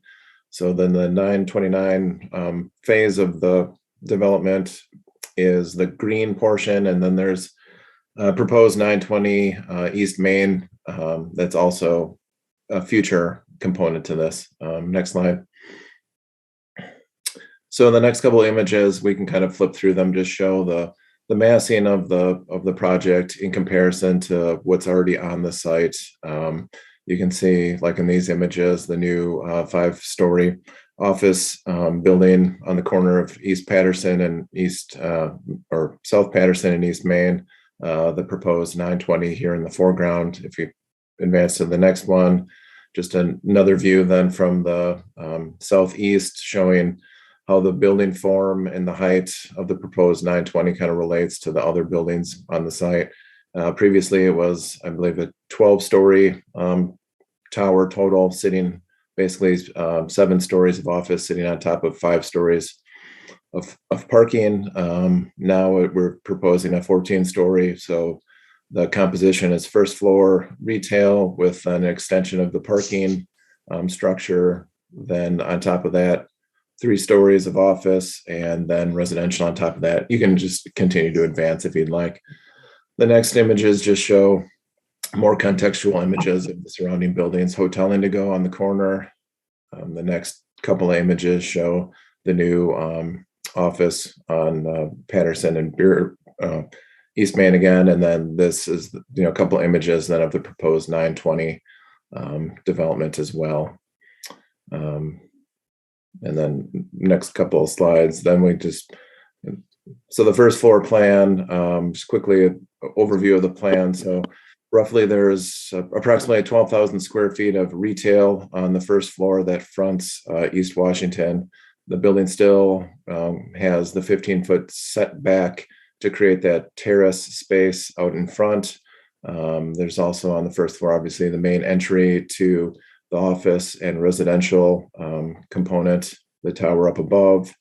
The middle of the sort of first floor is pretty much composed of building support spaces that can be accessed off of the private drive to the west, as well as then to the south, the existing parking ramp you can see there, just south basically of the the dash line, with still the remaining access points off of the private drive to the west, as well as the entry drives then off of Brearley Street.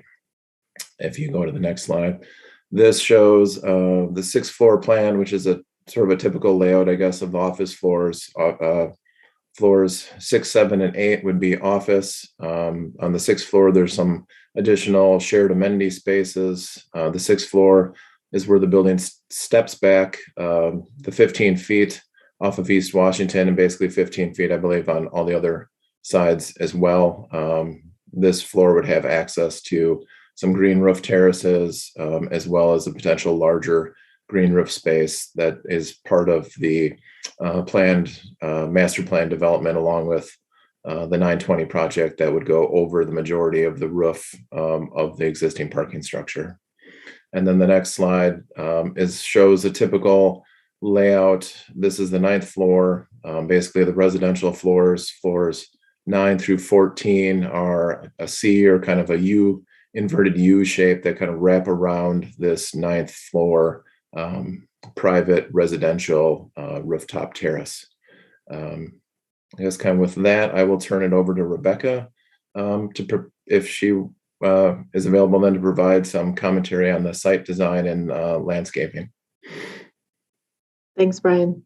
The image you're seeing on the screen right now is, again, that entire block of redevelopment. Some contextual green added, so you can really see how the layering of the ground floor, the 6th floor green roof and roof terraces, and then that 9th floor roof terrace, green roof and amenity space start to make this, pretty green project in the heart of this really urban district. The red dashed line on this image denotes the project boundary for this 929 project. Next slide, please. So the terrace plantings along East Washington really remain relatively unchanged from the last time this commission saw the project. I know that some of the commission members have changed, but if you were on the commission in 2019, this looks relatively familiar to you. The terrace is set up at that city datum of 852.0. So there's an elevated terrace condition with stairs and ramps up to that upper condition. And then plantings sort of along that edge, holding that edge, defining the edge of the project, but also paying homage to the notion of that double row or LA of trees down East Washington Avenue. Next slide, please. The 9th floor roof terrace is adjacent to the private community room for the 929 residents. We viewed this terrace as sort of a dynamic extension of that community space, providing grill stations and amenity decks that would be comparable to other projects in the city, and also providing that extra usable space for those residents. There are a couple private patios and private terraces, but for the most part, the space is sort of a dynamic mix of planting and paving, and has sort of a three-dimensionality to it with some overhead structures that really start to define some mini rooms within that space. Next slide, please. We go down a couple floors. This is the large 6th floor green roof and roof terrace. The green roof in this floor that you see, the sort of larger rectangular space in the center, connects the 929 building on the north to the 920 building on the south across the top of the existing phase 1 parking structure. So not only does this create that kind of cohesiveness and connection that makes those two separate buildings really function as one on this particular level, the 6th floor level, but it also double duties and really pulls the stormwater management component into the project, tackling a lot of the stormwater requirements right here on the 6th floor terrace. Next slide, please. I'm going to transition to Doug, who's going to take some of those two-dimensional renderings and really bring them to life in some of the three-dimensional imagery of the project. Thanks, Rebecca. Good evening, everybody. We're excited to present this to you guys today. Haven't been together in a long time, but it's nice to see everybody still there. So this is a bit different than what we had before with all the glass, but we feel like this is a really good sort of timeless urban building that fits sort of the nature of the historical nature, industrial nature of the rail corridor in the East Capitol District. So the building, like some of the other buildings on the site, takes its design influence from the Kluter building. And we're looking at a brick building with some metal panels and glass. And we're looking at the brick on this building to be a little bit different than the other buildings on the block, so that they do feel like separate buildings. On this building, we're looking at something a little bit lighter than the hotel, and with a lot of range given the size of the building. I think you've kind of understand the podium. Above the retail space is the parking area. Then we have the office, and then on the top few floors are the apartment floors. You could go to the next slide. We've taken some time to, provide some interest on this ground floor with the parking floor sort of being enclosed in a glass facade. The horizontal bands are where the slabs are. The next slide. The idea is the glass would have a vinyl inner layer so that you can't see through to the inside where the cars are, but at night it would be lit up so that it glows. On the next slide. And the developer would like to look at having some colored lights embedded into the edge of the slab and behind the trim, so that, for holidays or for events at Bree Stevens, sporting events, there's the potential to change the color of the lights at night. Next slide. The building is broken up by this sort of location of the entry, and then this sort of vertical reveal carries all the way up the building to kind of break the large facade. The entry is stepped back, and at the entry, we've got a canopy that kind of reduces the scale of the building down to human scale. You can see it here at night or during the day. Next slide.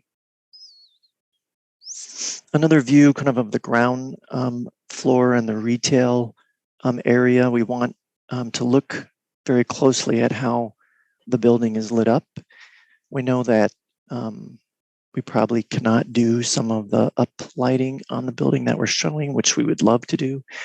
But we're definitely showing some sconces and feel like it's important that the lighting has a quality feel along the street there at night. Next slide. This is just a view at the corner, sort of if you're driving, you're looking at the road between the hotel and the new building. And we're carrying the same panels that are on the parking garage sort of within this brick frame to continue sort of those levels and that continuation to try to mesh kind of those two buildings together. Those are perforated corrugated aluminum panels. Next slide. This is just looking at the detail of the storefront. We've spent some time. We didn't want to do just, Conair 451 storefront. We want something with a little bit more detail, a little bit more depth. We're looking at recessing the entries, providing a steel sort of beam in order to place signage, freestanding letter signage above that. And then there's some louvers to provide intake and exhaust flexibility for the retail tenants. We've pulled the glass a little closer to the street here than we had on the previous plan, which should make it more of like a window shopping, type, more traditional kind of storefront element, and then recess the entries back. But there's still some depth and some detail at the columns. Next slide. And this is a view sort of the street at night. There's room, especially on the right-hand side, for outdoor seating. In the case of a restaurant, on the left-hand side of the closer portion of the building here, we have less room, and there's bike stalls for visitors. And we're approaching 6 minutes. Are you anywhere near? Yes, wrapping it very up? near, very near. We can go through these quickly. Sorry. The next slide just shows we're working on some detail with the brick. We want to have some more than just a flat building, so that we have some shadow. The top we're looking at in this scheme is brick, but it could also be metal. Next slide. And then just some views of the backside where you can see the terrace on the 9th floor. Next slide. This shows the green roof, the view of the building from the green roof. One thing just to point out in this, the mechanicals are all on the 14th floor because of the FAA height. So there is no mechanical penthouse on top of the building. Mechanicals are sort of internal and within that 14th floor, sort of in that center of the courtyard there. I think that's it. Thank you.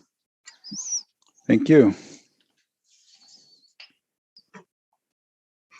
Okay, we have one more, I believe, Julie, wishing to speak. Kurt Brink is registered wishing to speak. Okay. Thank you. This is the evolution of the reality of COVID in the office market and how we evolve this to be a mixed use to meet the current and also blend into the block. And happy to present this to you tonight.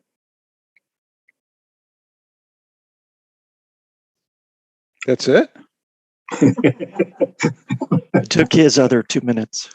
Jeez, that wasn't even. No, it's rare for me to do that, but that is rare. Pardon my astonishment. Okay. I see. We're ready to engage you in a conversation, if that's okay. I see Rafiq has his hand raised already. So why don't you go ahead, Rafiq? Yeah, trying to figure out how can I say this. Everybody knows how I feel about brick buildings in Madison. We don't need more brick buildings. However, Christian likes to say that a lot of these projects are very handsome. I would say that this is a very sexy building. I think you guys have knocked it out of the park with this. The podium part, that parking, retail and parking, I would beg you not to change anything on that section. I love the detail. I love the materials. I just think this is a win. When I saw this project, I don't get pleased by brick buildings very often. The industrial field, everything that you've accomplished, that you intended to accomplish, I think you did. To the lights, I live across the street in the Galaxy, and we have the blue lights, and that's one of the only places in the town that has those colored lights, and it gives a sense of place to that area, and I think this will be a very welcomed and great addition to the area. So it's not like me to go like this, but yeah, this is a very, very good project. So congratulations. Thank you. Thanks, Rafiq. No, we're not going to have anybody throw any cold water on them after that, are we? I think, Rafiq, I agree with you, and it comes down to proportions and detailing.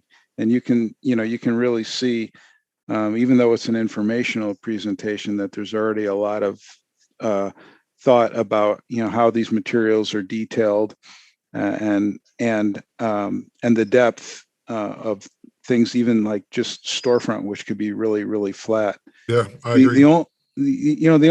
And maybe this will come out later when you're here for an approval, but it struck me during the presentations that all these buildings are the same color. You're saying that this is a little bit lighter brick, but when we step back and look at some of those overall renderings, I was thinking, why not use a cream colored brick or a gray brick or something? So maybe you have something you can add, Doug, about this brick color versus the other ones. Sure. Oh, I could add that when you walk around Madison and you look at some of the old industrial buildings, and in this neighborhood, there's a lot of mostly brown, terracotta kind of range of colors. And I think that's what we're trying to sort of sense of place, give it that sense of place of being part of this sort of industrial neighborhood. We don't like the idea of all these buildings being exactly the same. So really on this building, we're thinking it's going to have some lighter brick and have a bit more range to it, so that this is a big building with really long pieces of brick, and it can stand to have some of that heavier range to it. And the Cluter building and the hotel are very sort of deep and dark brick. The 908 building is a very red brick, so we're looking at this one to be slightly different than those. Well, thank you. And maybe when you come back, if you have saved some samples of those past projects, you could kind of take a picture of what you're proposing next to them, and it might help us, or at least me, understand how this stacks up. That's a great idea. Let's see, we got Lois and then Shane. Thank you. I agree with Rafiq. I think that, the devil's in the details with brick. And, every time we see plain brick walls, it feels like brick has the opportunity for a lot of these beautiful details. So thanks for bringing those forward. I was just going to mention the options for the penthouse level, where you had potentially a dark brick or metal panel. And, I think you could afford to go to the metal panel if you needed to, but I really like the texture. So in this elevation, you show something with some texture. And on the back side, where you were showing like the 9th floor garden space, that one, it has just these flat, metal panels, and I don't like that as much. I think it had, I think there's some shadowing that happens when you have a texture, and it recedes a little bit more. So if at all possible, I would go with something that's a little bit more heavily textured on that top level. But I think it's a really nice design, Doug. Thank you. Thank you. Okay, Shane. Thank you. I guess first and foremost, I just want to say how surprised I am by Rafiq here tonight. But I would, for the most part, agree. I was most curious to hear everyone's reaction to the East Washington facade in the parking garage. And I still, I think, pause and think we should give very careful consideration to that, because it's a really bold move. I like the kind of the abstraction of the pattern and the repetition and proportion of it. Sort of this iconic X of the turnbuckles marching down the street is pretty cool. But I also think, like, and I know I appreciate that you started to show it in the renderings, that you start to show the shadow kind of a car behind that. But I think it's a bold move, and we want to make sure that we're comfortable with something, and that we're not just kind of swooning over the renderings, which are really nice, by the way. The renderings and the lighting design depicted is really beautiful. So yeah, I think otherwise the project has a lot of the like really nice attributes that the previous project had, with pedestrian amenities, kind of this plinth on the streetscape with the planters, as well as all the green roof spaces and rooftop amenities. The only thing that architecturally kind of caught my eye as being a little out of character were the projecting balconies on the ends, as opposed to the recessed balconies. To me, personally, I felt like it wasn't quite as elegant as the detailing in the rest of the building. I think I'm totally fine with the projecting balconies in the like south-facing courtyard space, but on the ends, it felt me as being a little foreign to the rest of the design language. But that's just me. You know, it's not uncommon to see suspended balconies on kind of rehabilitated old industrial buildings. I know that's not exactly what we've got here, but I was struck by that too, and thinking, well, that could actually happen, you know, in another scenario. Where's Tom? Tom loves the suspended projecting balconies. There he is. I like the exposure that it gives to a tenant, to the outdoor and fresh air, but I don't know. I think because of the scale of the project, I think I agree, Cliff, that like on the overall aesthetic, it fits, but maybe it was more like the scale of the project with the projecting balconies and then where you see them actually recessed. I felt it looked a little more elegant. But yeah, that's all I have to comment on tonight. Thank you. Okay, so we have Russell, Jessica, and then Tom. Yeah, thank you for the presentation. I would just second it's so refreshing and nice to see this much detail and informational.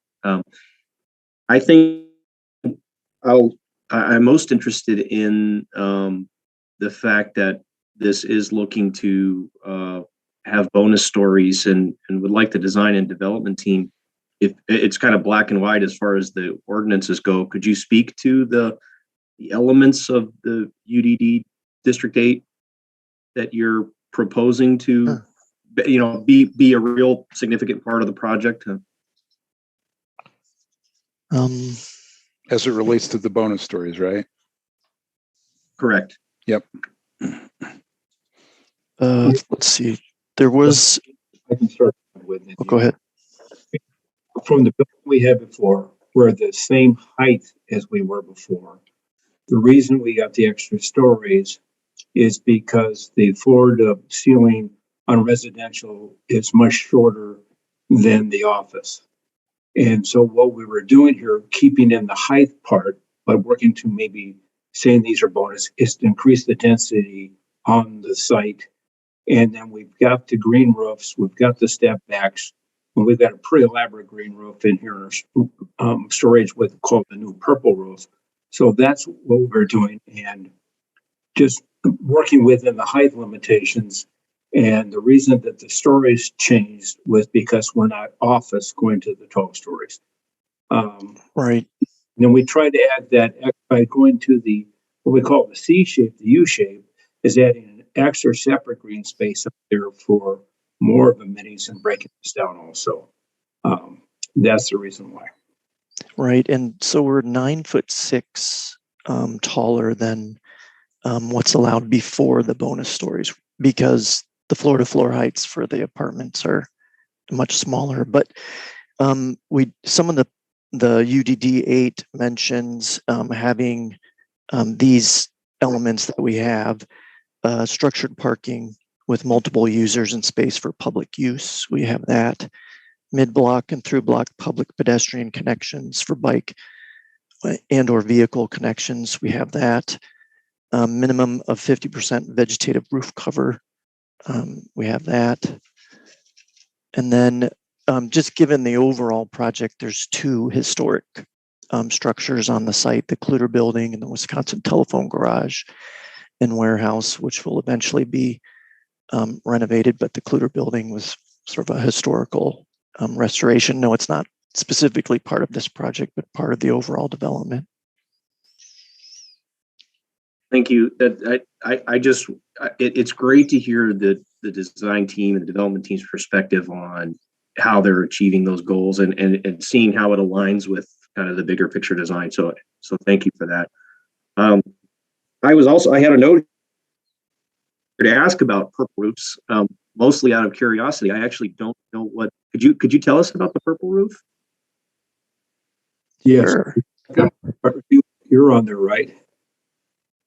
I can describe it a little bit. So purple roof is purple roof itself is sort of a branding terminology, but the idea is that it combines some of the aspects of green roof, right, vegetated roof, with blue roof. And it's a little bit of a misnomer because if you actually mix green and blue, you don't get purple. But brown. If you set that sort of error in the branding, which was not part of the design team's decision, aside, I think what it's saying is that instead of being so black and white and saying you're either green roof and you're counting your vegetated areas, or you're blue roof and you're putting these, big kind of pre-manufactured plastic structural voids under either part of your green roof, or usually more often under part of your paved area of the roof terrace. It kind of does double duty.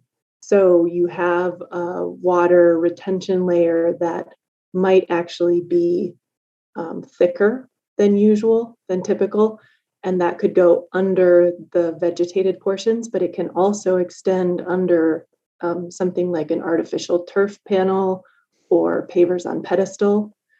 And the material itself is a little bit different. So if you get, into the geekiness of the detailing of the roof, rather than having sort of that egg carton type, more traditional drainage and storage reservoir, you have something that looks almost like a honeycomb.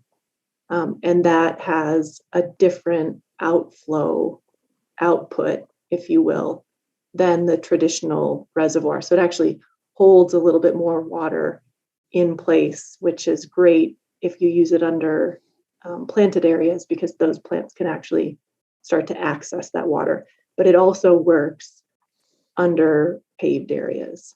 So it's kind of a hybrid system, and the company that pioneered the system, we've been working really closely with, their Semper Green.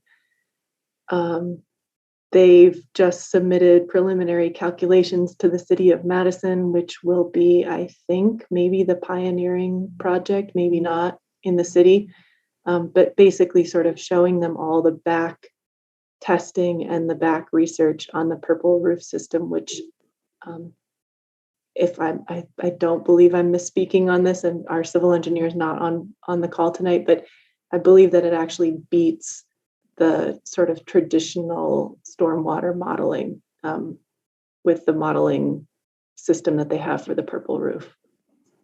Yeah, there's also a mineral wool layer between the blue and the green that allows the water to be reabsorbed and held into that layer and then reabsorbed by the plants later. So, yeah.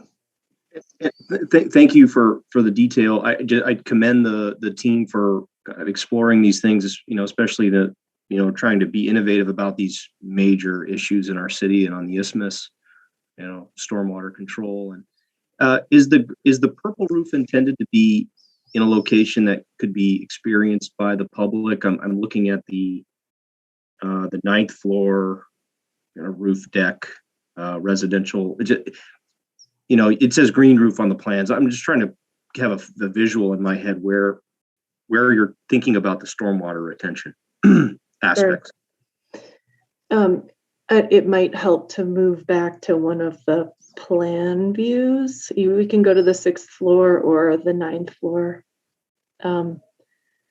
So the 9th floor is probably easier to read at this scale. The idea is that you, instead of assuming, a single profile across your entire roof terrace, underneath the finished surfaces, that you might introduce multiple profiles depending on where you're at and what the stormwater requirements are. So, for example, this one is showing the notion of these sort of 6-foot wide walkways, sort of mid-plan view, if you will, for circulation, and those being pavers on pedestal.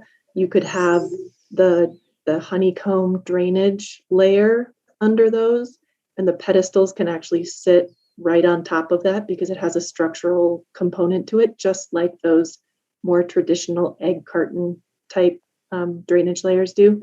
And Rebecca, so maybe it's not something that is visually experienced then necessarily. You're saying it could happen underneath the solid surface deck.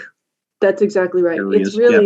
It's really how, if you think about, this is probably an overused analogy, but if you think about the green roof profile as lasagna, right? There's all these different layers. And so these are really some of those base layers over the waterproofing, but under sort of the finished, planted area or paved area, roof terrace amenity areas. You're just using different materials and different thicknesses of those materials to build that lasagna, to build that system. And I think the big kind of takeaway from this whole thing is that we're mitigating stormwater, we're capturing stormwater for the entire block. And that's how the project is sort of starting to move through the approvals process. So all of these projects are combining for a block-wide stormwater management system. So the 6th floor roof terrace is really doing a lot of the heavy lifting for the entire site, which is great in my mind because it really provides that kind of robust stormwater management system, and it does it all above grades. There's no underground storage tanks or holding chambers. So we're doing it all kind of within that lasagna profile of these different areas. Great. Thank you all very much. Those were my questions. I just, the only last comment is make sure you talk to the purple roof people about mosquitoes. Thank you. Okay, Jessica and then Tom.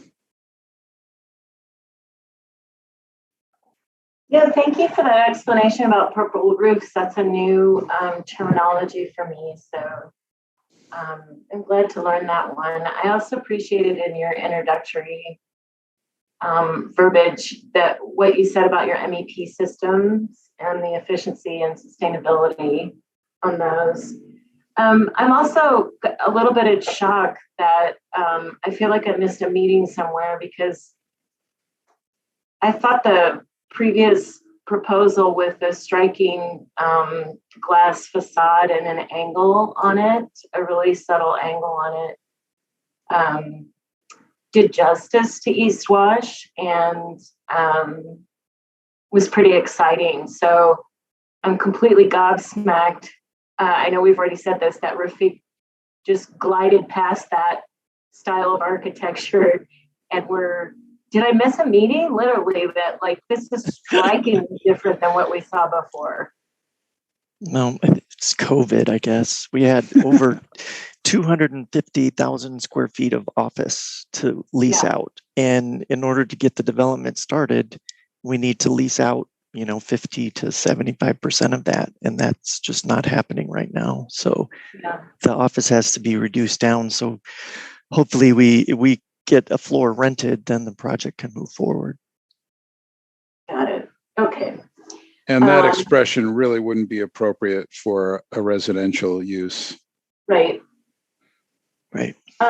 So I wanted to say the masonry patterns are really wonderful to see. And I also appreciate seeing 3-bedroom units in there. So I hope that somehow families are included. I do have a question about 2 things. One is the cleaning of that glass. I realize that it's not transparent, but cleaning of glass next to the cars in the garage. And I'm wondering if the glass is smooth or if the mullions around each and every kind of square module of that glass protrude all the way through. And then the last thing I wondered about was, wow, I totally forgot. Never mind. That was it. Curious about cleaning. Oh, one more thing. Sorry. The commercial spaces seem really large. I'm wondering about what size of business will be able to afford that and what your thoughts are on diversifying that a little bit. On the ground floor?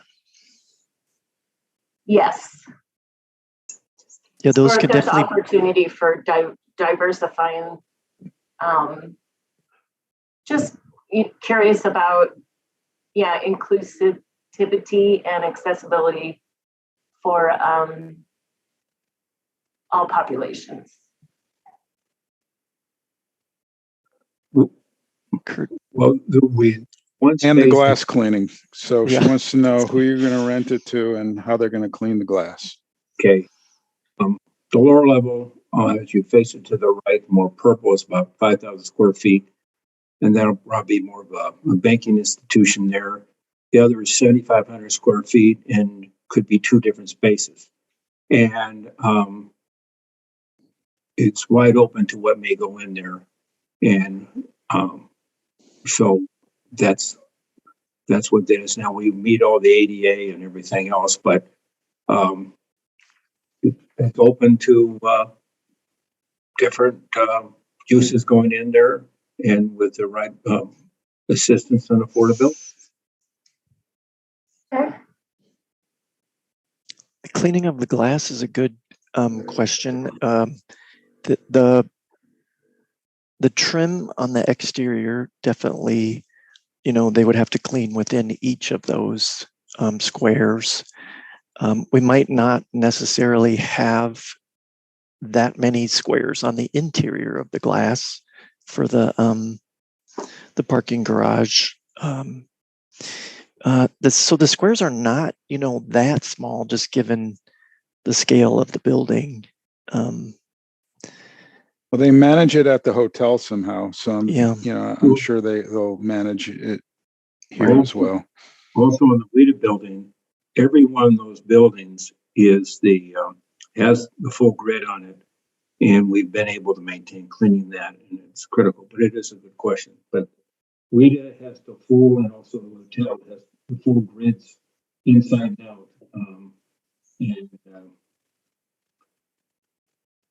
So we've been able to do that with different window people, but it is critical that they stay clean. And I know Tom needs to leave here in a few minutes, and I did want to give him an opportunity to make some comments or ask questions. my opportunity to rant right now. Well, we got rid of the glare. Yeah. Kurt, I will not be suggesting a glare study on this building. Thank you very much. You saved some there. I do have to agree with Shane about the projecting balconies. I do find the north and south facades far more elegant without the projections. And I don't mind them inside the U, but if those two ends could be looked at again, it's minor, but it would just make the building coherent all the way around.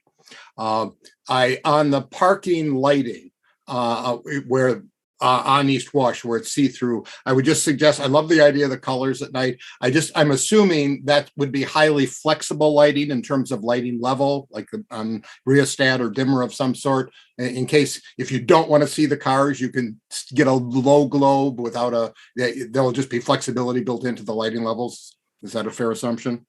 And then I love the idea of making stormwater management visible to the public.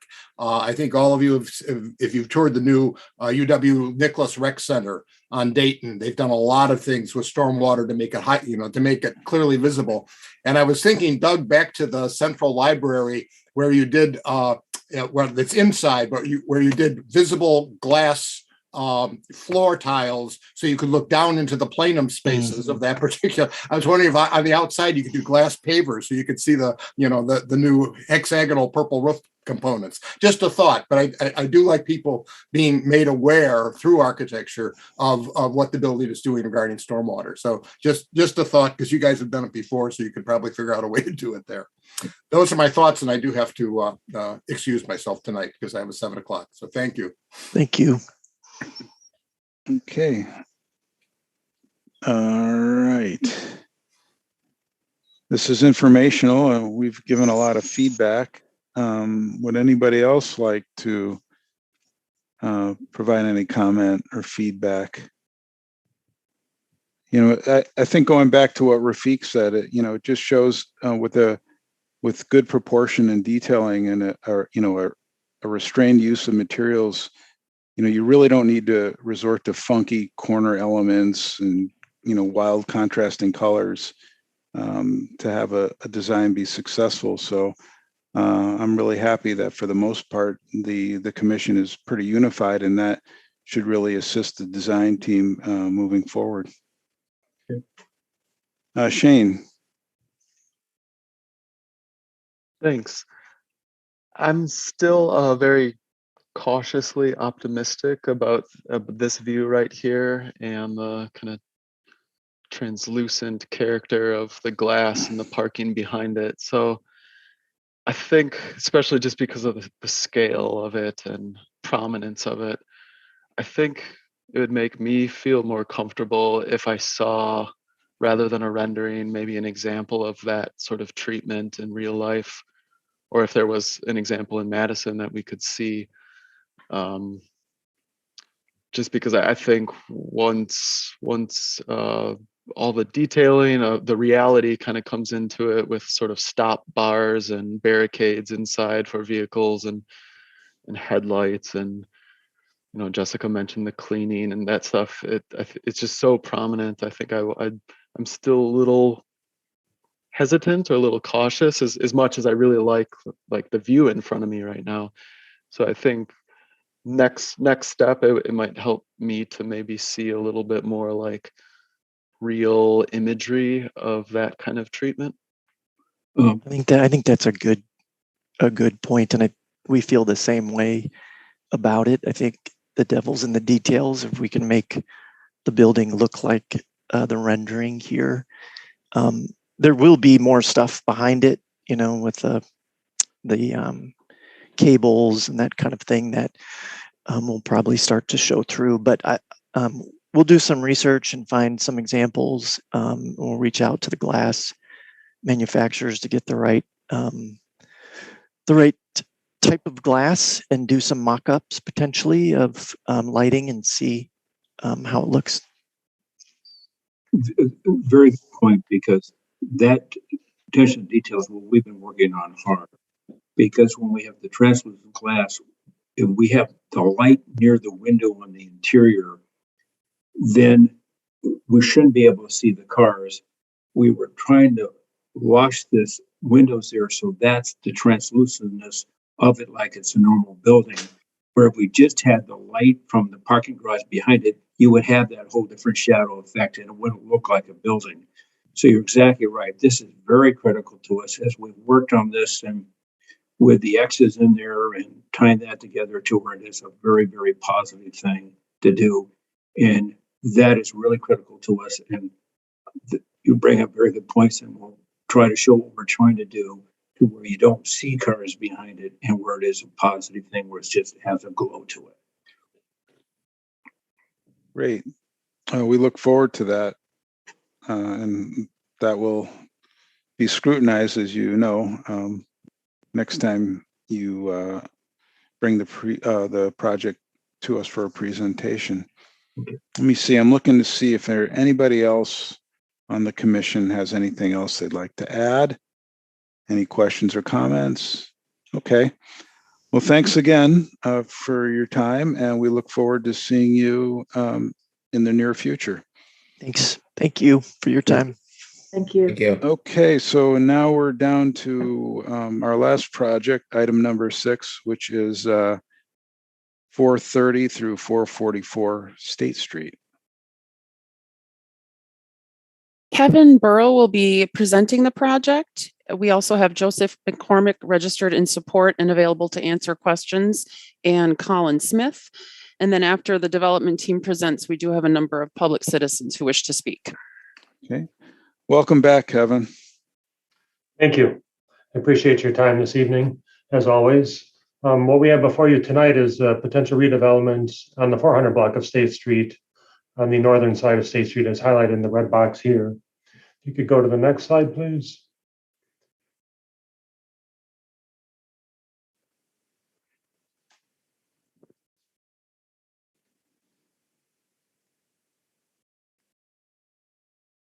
Sorry, I have just a slow transition. Kevin, it must be your projects. I apologize. That's okay. I looked at the file size and it doesn't look like it's that much bigger than the other presentations, but for some reason. The next slide shows our site plan layout, and Here we go. As you can see, we're immediately adjacent to Peace Park, and it's our intention to make a pedestrian connection off of our back stairwell towards Peace Park, and that's been discussed with the Parks Department. And the other advantage of this site is providing a lot more activity and sort of eyes on the park, so to speak, by having units overlooking the park and having an actual connection and integration to the park.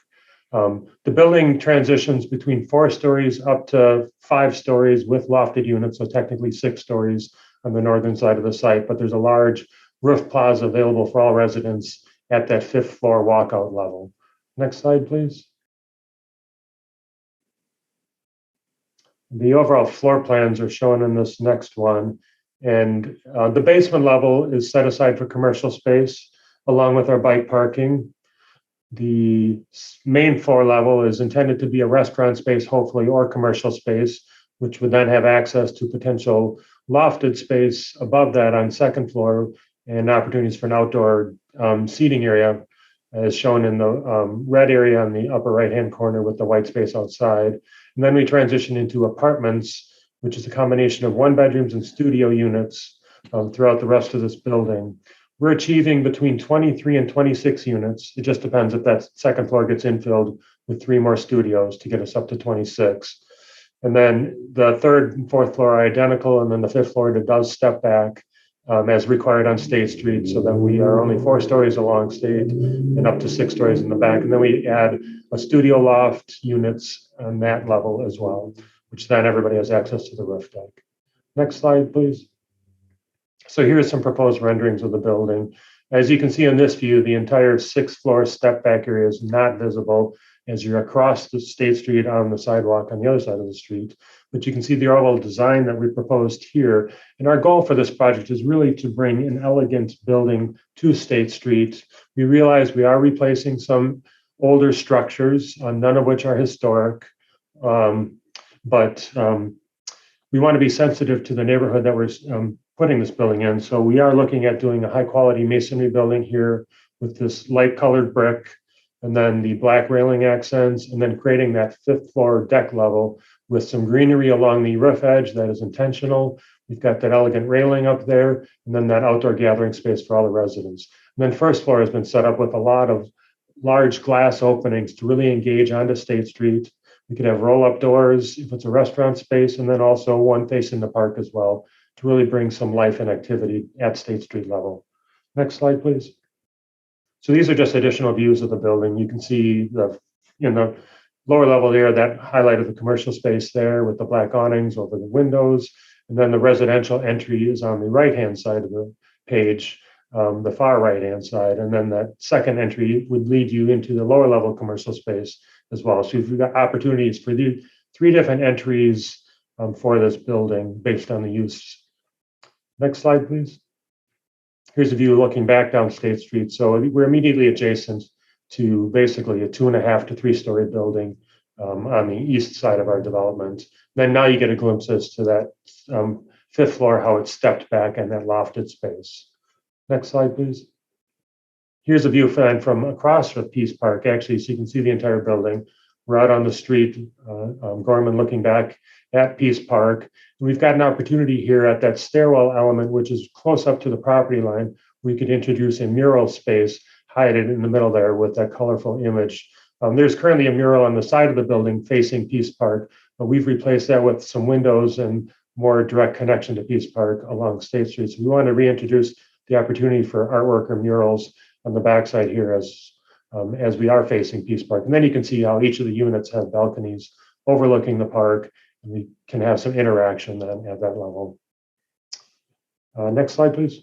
And then here's the final view, basically looking back up State Street, where you can see the corner of the building here has been highlighted in additional accent materials between the windows, and then the black railings and the greenery, which would carry around to this side of the building as well. So with that, I can open up to any questions. Before the questions, we do have some other registrants wishing to speak. Benjamin Pierce wishes to speak in opposition, followed by Megan Spielbauer Sandate. Yes, I'll try to be brief. It won't be hard to find 26 more units somewhere in Madison, Wisconsin, without tearing down these historic businesses, which also provide a much more culture than anything that's going to go into this building will provide. We talk about a mural space. I'm sitting in Senshati right now looking at the art show that they change every month. We already have a mural space. We have an art display space that will be displaced. It seems almost ridiculous to have to talk about the historicity and the cultural value of B-side records, but apparently it is now in danger. Nothing that's going to happen in this building will replace B-side records, and I view that from a statewide, not merely from a local perspective. The building itself, it's not ugly, but it's really kind of generic. It sacrificed a lot of character. It doesn't add any character that I see. It looks like more or less every building we've examined this entire evening. I don't see a net gain here. I see a huge net loss, and I see almost an incredible blindness to what stands to be displaced. I suppose this is probably not the end of the issue, so for tonight, that's all I have to say.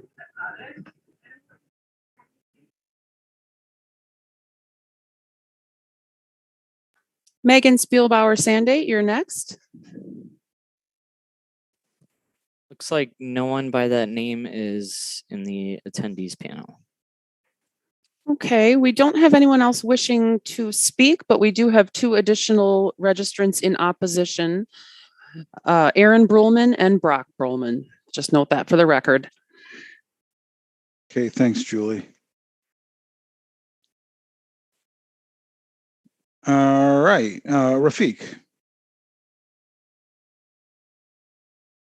A brick building. Unfortunately, I cannot issue the same comments as I did on the last project.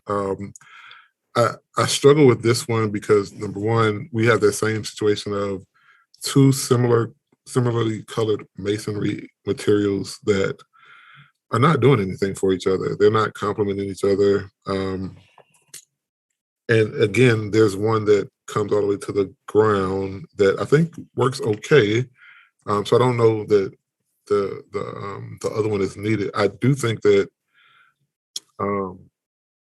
Richard Meyer does wonderful things with all white architecture, but it's in the detail. And we talked about detail a lot tonight. And I don't know that this building has it. I think it's missing something. I struggle with the very close, I forget what they call them, the fake balconies. And I know that they're there because those are studio units, and I understand the lighting and requirements and code and stuff like that. But I think that it's too much in such a little space. Yeah, I think this one, it's a lot to be revisited on this one. And I'm not against. I understand the historic preservation stuff and trying to keep old stuff, and I don't think that every building needs to look like it was a historic building, but I just don't know that this one is giving what it's intended to give.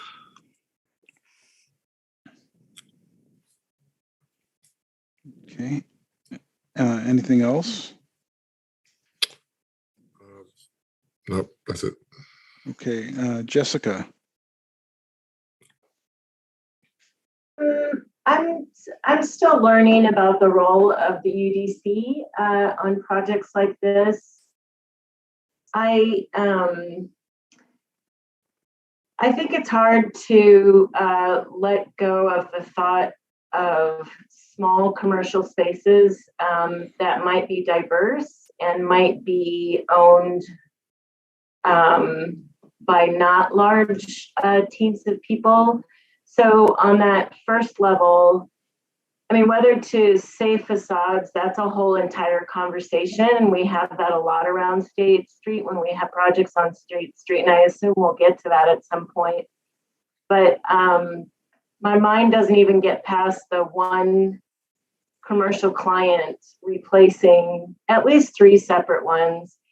And not to be a Debbie Downer, but if that restaurant isn't successful, that's a eyesore. That's a big eyesore of an empty space. And still understanding our role with that with UDC, but I'm very conflicted about that. Just that part. I'm not even getting to the floors up above. Well, our role is to review the building design and not the ownership structure or who's leasing or may not lease or who leases it now. The building, as Jess mentioned, is not historic by any official designation. Either of the buildings, it's not in a district. They're not Madison landmarks. They're not individually listed on the National Register. And the Plan Commission will be responsible for the granting demolition of those projects. So it's more in line of what Rafiq was talking about, the building materials, the expression of the details, the color of it, and also the context of State Street, which is probably one of the most sensitive areas in town that we have to really work to understand the context. Russell. Thank you for the presentation, Kevin. Can you speak to, I had a similar question about, were there any thoughts as far as the design of this building to encourage and promote a certain business owner in that first floor? You said it's planned, it's intended to be a restaurant. Is that right? That is correct. That's the desire user for this particular space, is to have a restaurant that would have a 2-story dining room area with additional dining, then outdoor dining on State Street, but not on the sidewalk up at the second floor level. And is there any appetite at all for fracturing that space and planning for smaller businesses, smaller footprint occupancies? Because I ask because that change could be fundamental to the change of the way this building's laid out. Just want to understand if that was studied or if that's an option. Given that we don't have any specific users earmarked for the space, I mean, the commercial space will need to be flexible to some regards. We were just trying to represent what we felt would be an ideal user for this location. But yeah, that would be to be determined, unfortunately, I have to say, with regards to who the tenants might be in the space.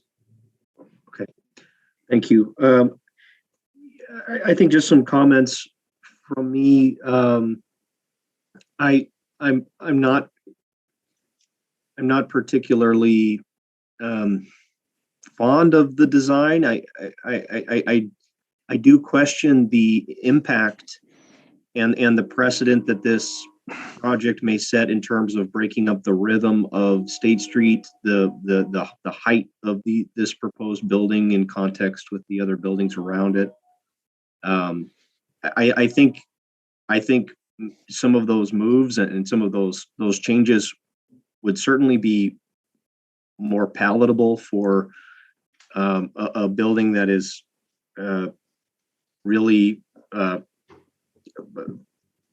impressive, monumental in terms of its design and also in terms of its cohesiveness with the community. So I think those are my reactions to this, and I appreciate again, Kevin, as your presentation earlier tonight, the detail, the rendering quality and the presentation are very nice. I just I do worry about a precedent setting, just given the context and location of this project. Thank you. Thank you. Back to you, Rafiq. Yeah, I typically don't go too much in detail with the plans, but maybe I should start because I just overlooked something that I just noticed when it was back up on the screen. So it's 2 of these balconies per studio, right? Yes, that is correct. Yeah, I think that's overkill. It doesn't transfer on the exterior the way that I think you're trying to have it affect the interior. I don't know if that means one's a balcony, one's a window, or you just need one centered that's a little bit larger, but it's just way too much stuff going on in a very, very small space. So I would definitely re-examine your number of punched openings and the size of them. Okay. Lois? Thank you. So yeah, I know I love State Street, and I share Jessica's conflict because there is a scale, and I'm looking at the west side of the site photograph that is included in the packet, and there's a definite scale of State Street that I think places like the Hub and there's it's kind of like on steroids. It's a little too big, and openings are huge. And I know that, okay, it's a new building and that's what to expect. But I think that the rhythm as you go down State Street, I mean, it's almost like the scale of housing, the 2-story. And I think again, like precedent is a little alarming, that we could end up with a canyon of 5 to 6-story buildings on either side of State Street. So I think the scale feels too large for that location, and we don't have any influence on the owner deciding to tear those buildings down if he has the right to tear them down. But I think that the scale of what replaces it should be appropriate to the rest of the feel for the buildings that are remaining. That's all I have. Okay. Thank you. Shane? Yeah, I would echo a lot of those same things. I think my primary question is in the staff report. One of the first things it states is that the building does not meet the 4-story height limitation in the downtown plan and zoning code along State Street. So what does that mean to this project? I think that that corner element that was in our original packet, which was sort of distracting, was where that was in violation. This presentation packet has removed that. Okay. So I believe technically now they are within that 4-story height limitation that's set along State Street for whatever it is, 60 feet back or however far back it goes. You got it right, Cliff. All right. I know you're retired, but if you're looking for a job. I do think, though, still No. coming back to the topic of scale, having worked on Lisa Link Park, I'm kind of intimately familiar with that space along the edge of those existing buildings, and how actually a lot of the design and the planting and the topography kind of builds up against those existing buildings. So there would be some like sort of significant alteration, I think, to the design and quality of the park space, or some significant, at a minimum, significant coordination to kind of recreate or retain those conditions along those existing building edges. In general, I think I'm kind of it's frustrating, I think, too, again, Jessica's point, where I feel like just because those 3 existing buildings don't have a historic status doesn't mean they're not historic. And I'm seeing in like Street View, one of the building has a 1893 marker, I believe, up at the top, and I think that's significant to the urban design of the project and of the space. And even though it doesn't hold a historic status, I think it's still significant if those buildings are contributing to urban design quality that we would lose by the proposed project, which I do think is the case here. So all in all, I think being careful of the scale against the park as well as State Street is important to me. I think I agree with some of Rafiq's comments about the balconies and the busyness, the repetition. So I'll leave it at that for now. Thanks. Thank you. Tom's back. I was, I guess I was kind of impressed with the building design as a first pass when I saw it, particularly after that obnoxious corner tower thing was removed. I agree with Rafiq that we have a lot of boring brick buildings everywhere, but I do think brick is appropriate and masonry is appropriate on State Street, particularly if it was something that was unusual, almost like a white glazed brick, versus the regular brown old brick that we see everywhere. And I also think that the basic arrangement, it's got some nice corners and then the kind of a really stately infill piece in the middle. And yes, I do agree. It's busy with all those French balconies, but I think that could be modulated, with some thinner pilasters and columns within the unit. And then also where the restaurant is, that's showing as being kind of an open dining area, where that might be just one larger opening instead of a bunch of punched openings. So, and I think that the design team is still working on this, but, as a piece of street furniture on State Street with lots of, eyes on the park and activity on the sidewalk. I think has a lot going for it. I think also that a lot of thought went into the planning of State Street and saying that 4 stories is an appropriate height. Change is really hard, and those old buildings have been there a long time, and we've gotten used to seeing them there. But there's some potential there to bring a lot more activity and a lot more vibrancy on this block. Tom. Thank you. My meeting got canceled and rescheduled, so I'm back. Okay. And I did want to chime in on this one. I agree with many of the comments about the building as a building in terms of what Cliff just mentioned and Rafiq and others.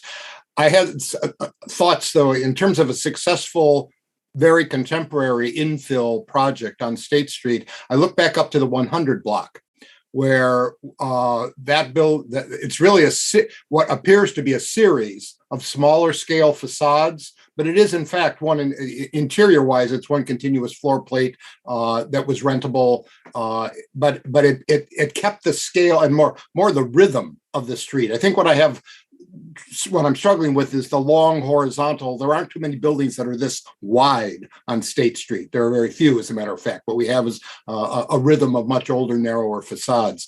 And so yet you can take that footprint and break it up visually. The other place where they've done it is the American Bank project on the square, where it is again going to be a continuous floor plate behind multiple broken facades. They're all contemporary, with one that borrowed some terracotta from one of the existing buildings. But it's the rhythm issue, I think. So I think you can do a big building and maintain the rhythm of State Street through visually breaking this building up in some way. And so that was my main reaction so far. And that I don't like all the Juliet balconies. They are very busy. So, but that's my real concern is about the rhythm of the street. And is there another way to address it and still get a large building infill? Thanks, Tom. And that may be something to think about. If those corner pieces are making you think that it looks, like one long building, maybe it could be those 2 strong corner elements and that middle section kind of broken up into 2. But I hope nobody's advocating for a facsimile of the or reconstruction facsimile of the existing storefronts like we're getting on Gorham Street. That just doesn't do justice to those old buildings if you're just going to tear them down and try to build something that looks like they used to look. I think, as you mentioned, a new contemporary expression using the existing pattern of development along State Street as an inspiration is the way to go. Rafiq. Yeah, I was going to say exactly what you just said. I don't see it as being a big building, a long building. But if that was the case, or the perception, then maybe, using those bookends as a different field. And I don't mind the white brick. I don't like the white brick plus the white CMU or whatever larger thing that is to the other side.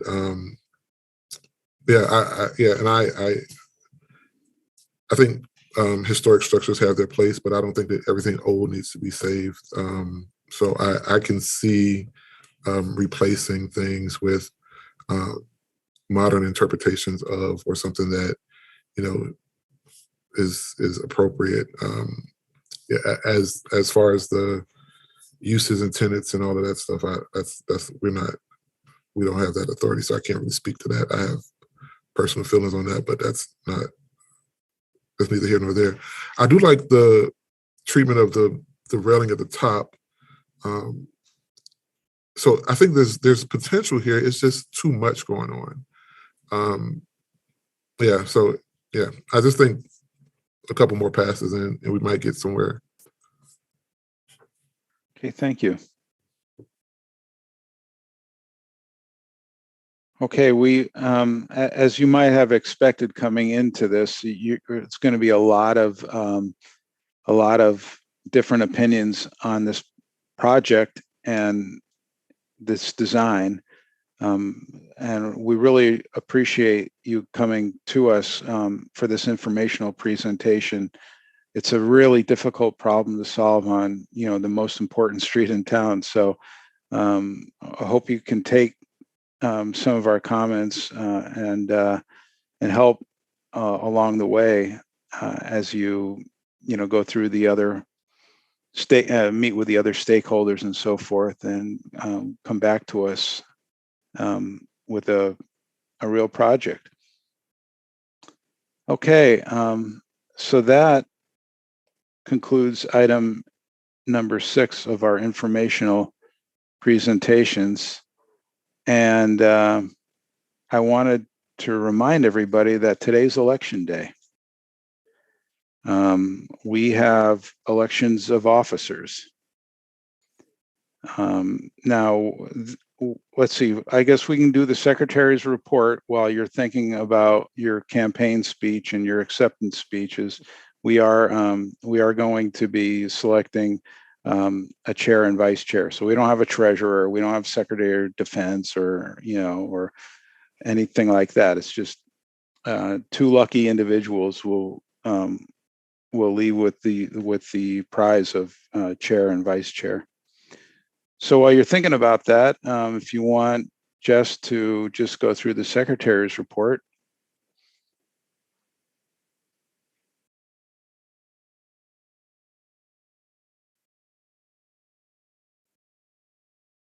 All right, sorry about that. I'm working on 2 screens here and they're at different levels, so it makes it a little bit more complicated where I'm at on the screen with my cursor. Okay, so secretary's report. I have 2 plan commission actions just to report back on. Plan commission recently approved 511 South Ingersoll, 1103 Jennifer Street, which was a plan development that was approved at the end of January. So SIP is going to be their next step in the process.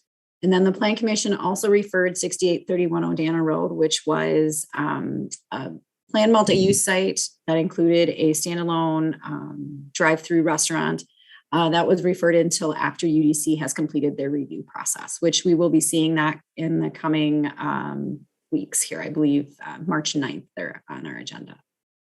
Okay. So those are the recent plan commission actions that have taken place, and I'll return it to Cliff to oversee elections and nominations. Okay, I did a little homework on how we conduct these official elections. An organization can nominate candidates in a number of ways. We are going to do it from the floor, even though we're not all in the same room. You can do it by ballot, by mail, by petition, by a nominating committee. But I think since we're a small group, we can do nominations from the floor. And what that means is as soon as I open up the nominations, any member can bring forth a nomination. But anybody you nominate, you should know beforehand whether or not that person wishes and is eligible to serve. So we will want to make sure if anybody does not want to be nominated, we're going to need to have them state that initially before nominations can be made. And just so you know, a person can nominate themselves. Nominations don't need to be seconded. And a member can be nominated for more than one office, but I don't think that is appropriate in this case because the whole reason to have a vice chair is to carry on the duties of the chair if the chair is not able to attend the meeting. So that's pretty simple, unless Kevin or Jess, I've missed anything. I think the first thing I'd like to do is just see a raise of hands if anybody is not willing or able to serve as either the chair or vice chair if nominated. Okay. Whoa, whoa, whoa.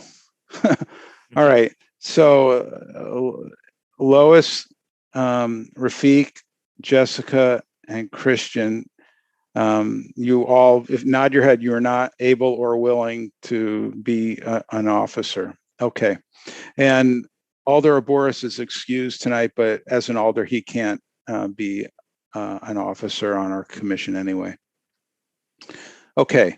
So that, let's see, lower, I'm going to lower the hands.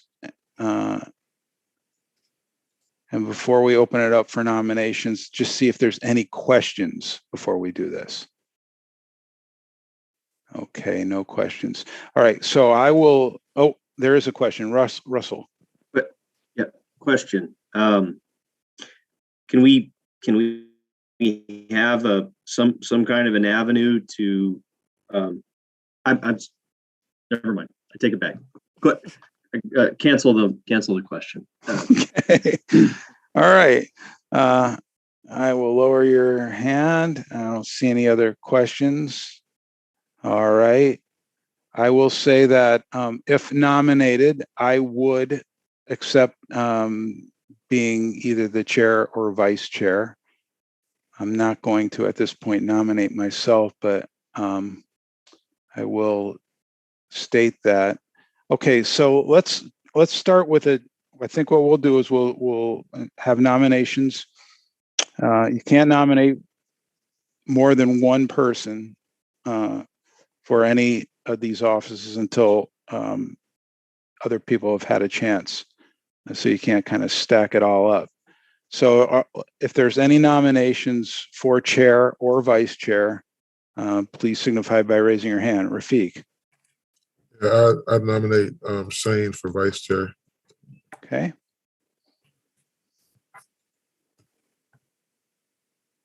All right. Any other? All right, Lois. Any other nominations?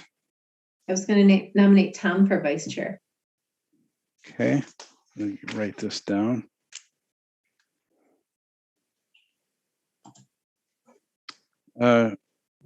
Shane. Are we just doing vice chair now, or otherwise I nominate Cliff for chair? Oh, no, we're not. We are not limiting it to which office right now. Just want to get the nominations out there, and then we'll vote. Okay, vice chair, chair. Okay, let's see. Tom? Yeah, I nominate Cliff for chair. All right, that's two nominations. We're not voting yet, but I appreciate that. Okay, any other nominations? Okay, so we'll start with the vice chair. We have a nomination for both Tom and Shane. And this is not secret ballot, so close your eyes if you can't take rejection. Tom, so we'll start with Tom. All those in favor of Tom as vice chair, please signify by raising your hand. Okay, I see. And that 1, 2, 3, and then Tom, and that would make that 4, 5. Okay. All right, I'm going to clear the hands. And then, let's see, all right, and then all those in favor of Shane acting as vice chair, please signify by raising your hand. Okay, 2. Congratulations, Tom. You owe. Thank you very much. You owe Shane dinner. Yeah, I do. That's fine. Okay, and then finally, the election of chair. All those in favor of yours truly, signify by raising your hand. No, you can't vote. My wife's voting. All right. 5, 6, 7. Okay. 7, which is the same number as we had for vice chair. That's perfect. Okay, that takes care of voting for another year. I believe we're supposed to have an election was it every year or every other year, Kevin? I can't remember. It's June. It's technically June of odd numbered years. So this position, we will be doing this again in June of 2023. Right. And I think that coincides with soon after we get a new alder, because after the election cycle, we typically get a new alder representative. Okay. Thank you very much. Let's see, is there anything else by any other business by members? Let's see, Christian.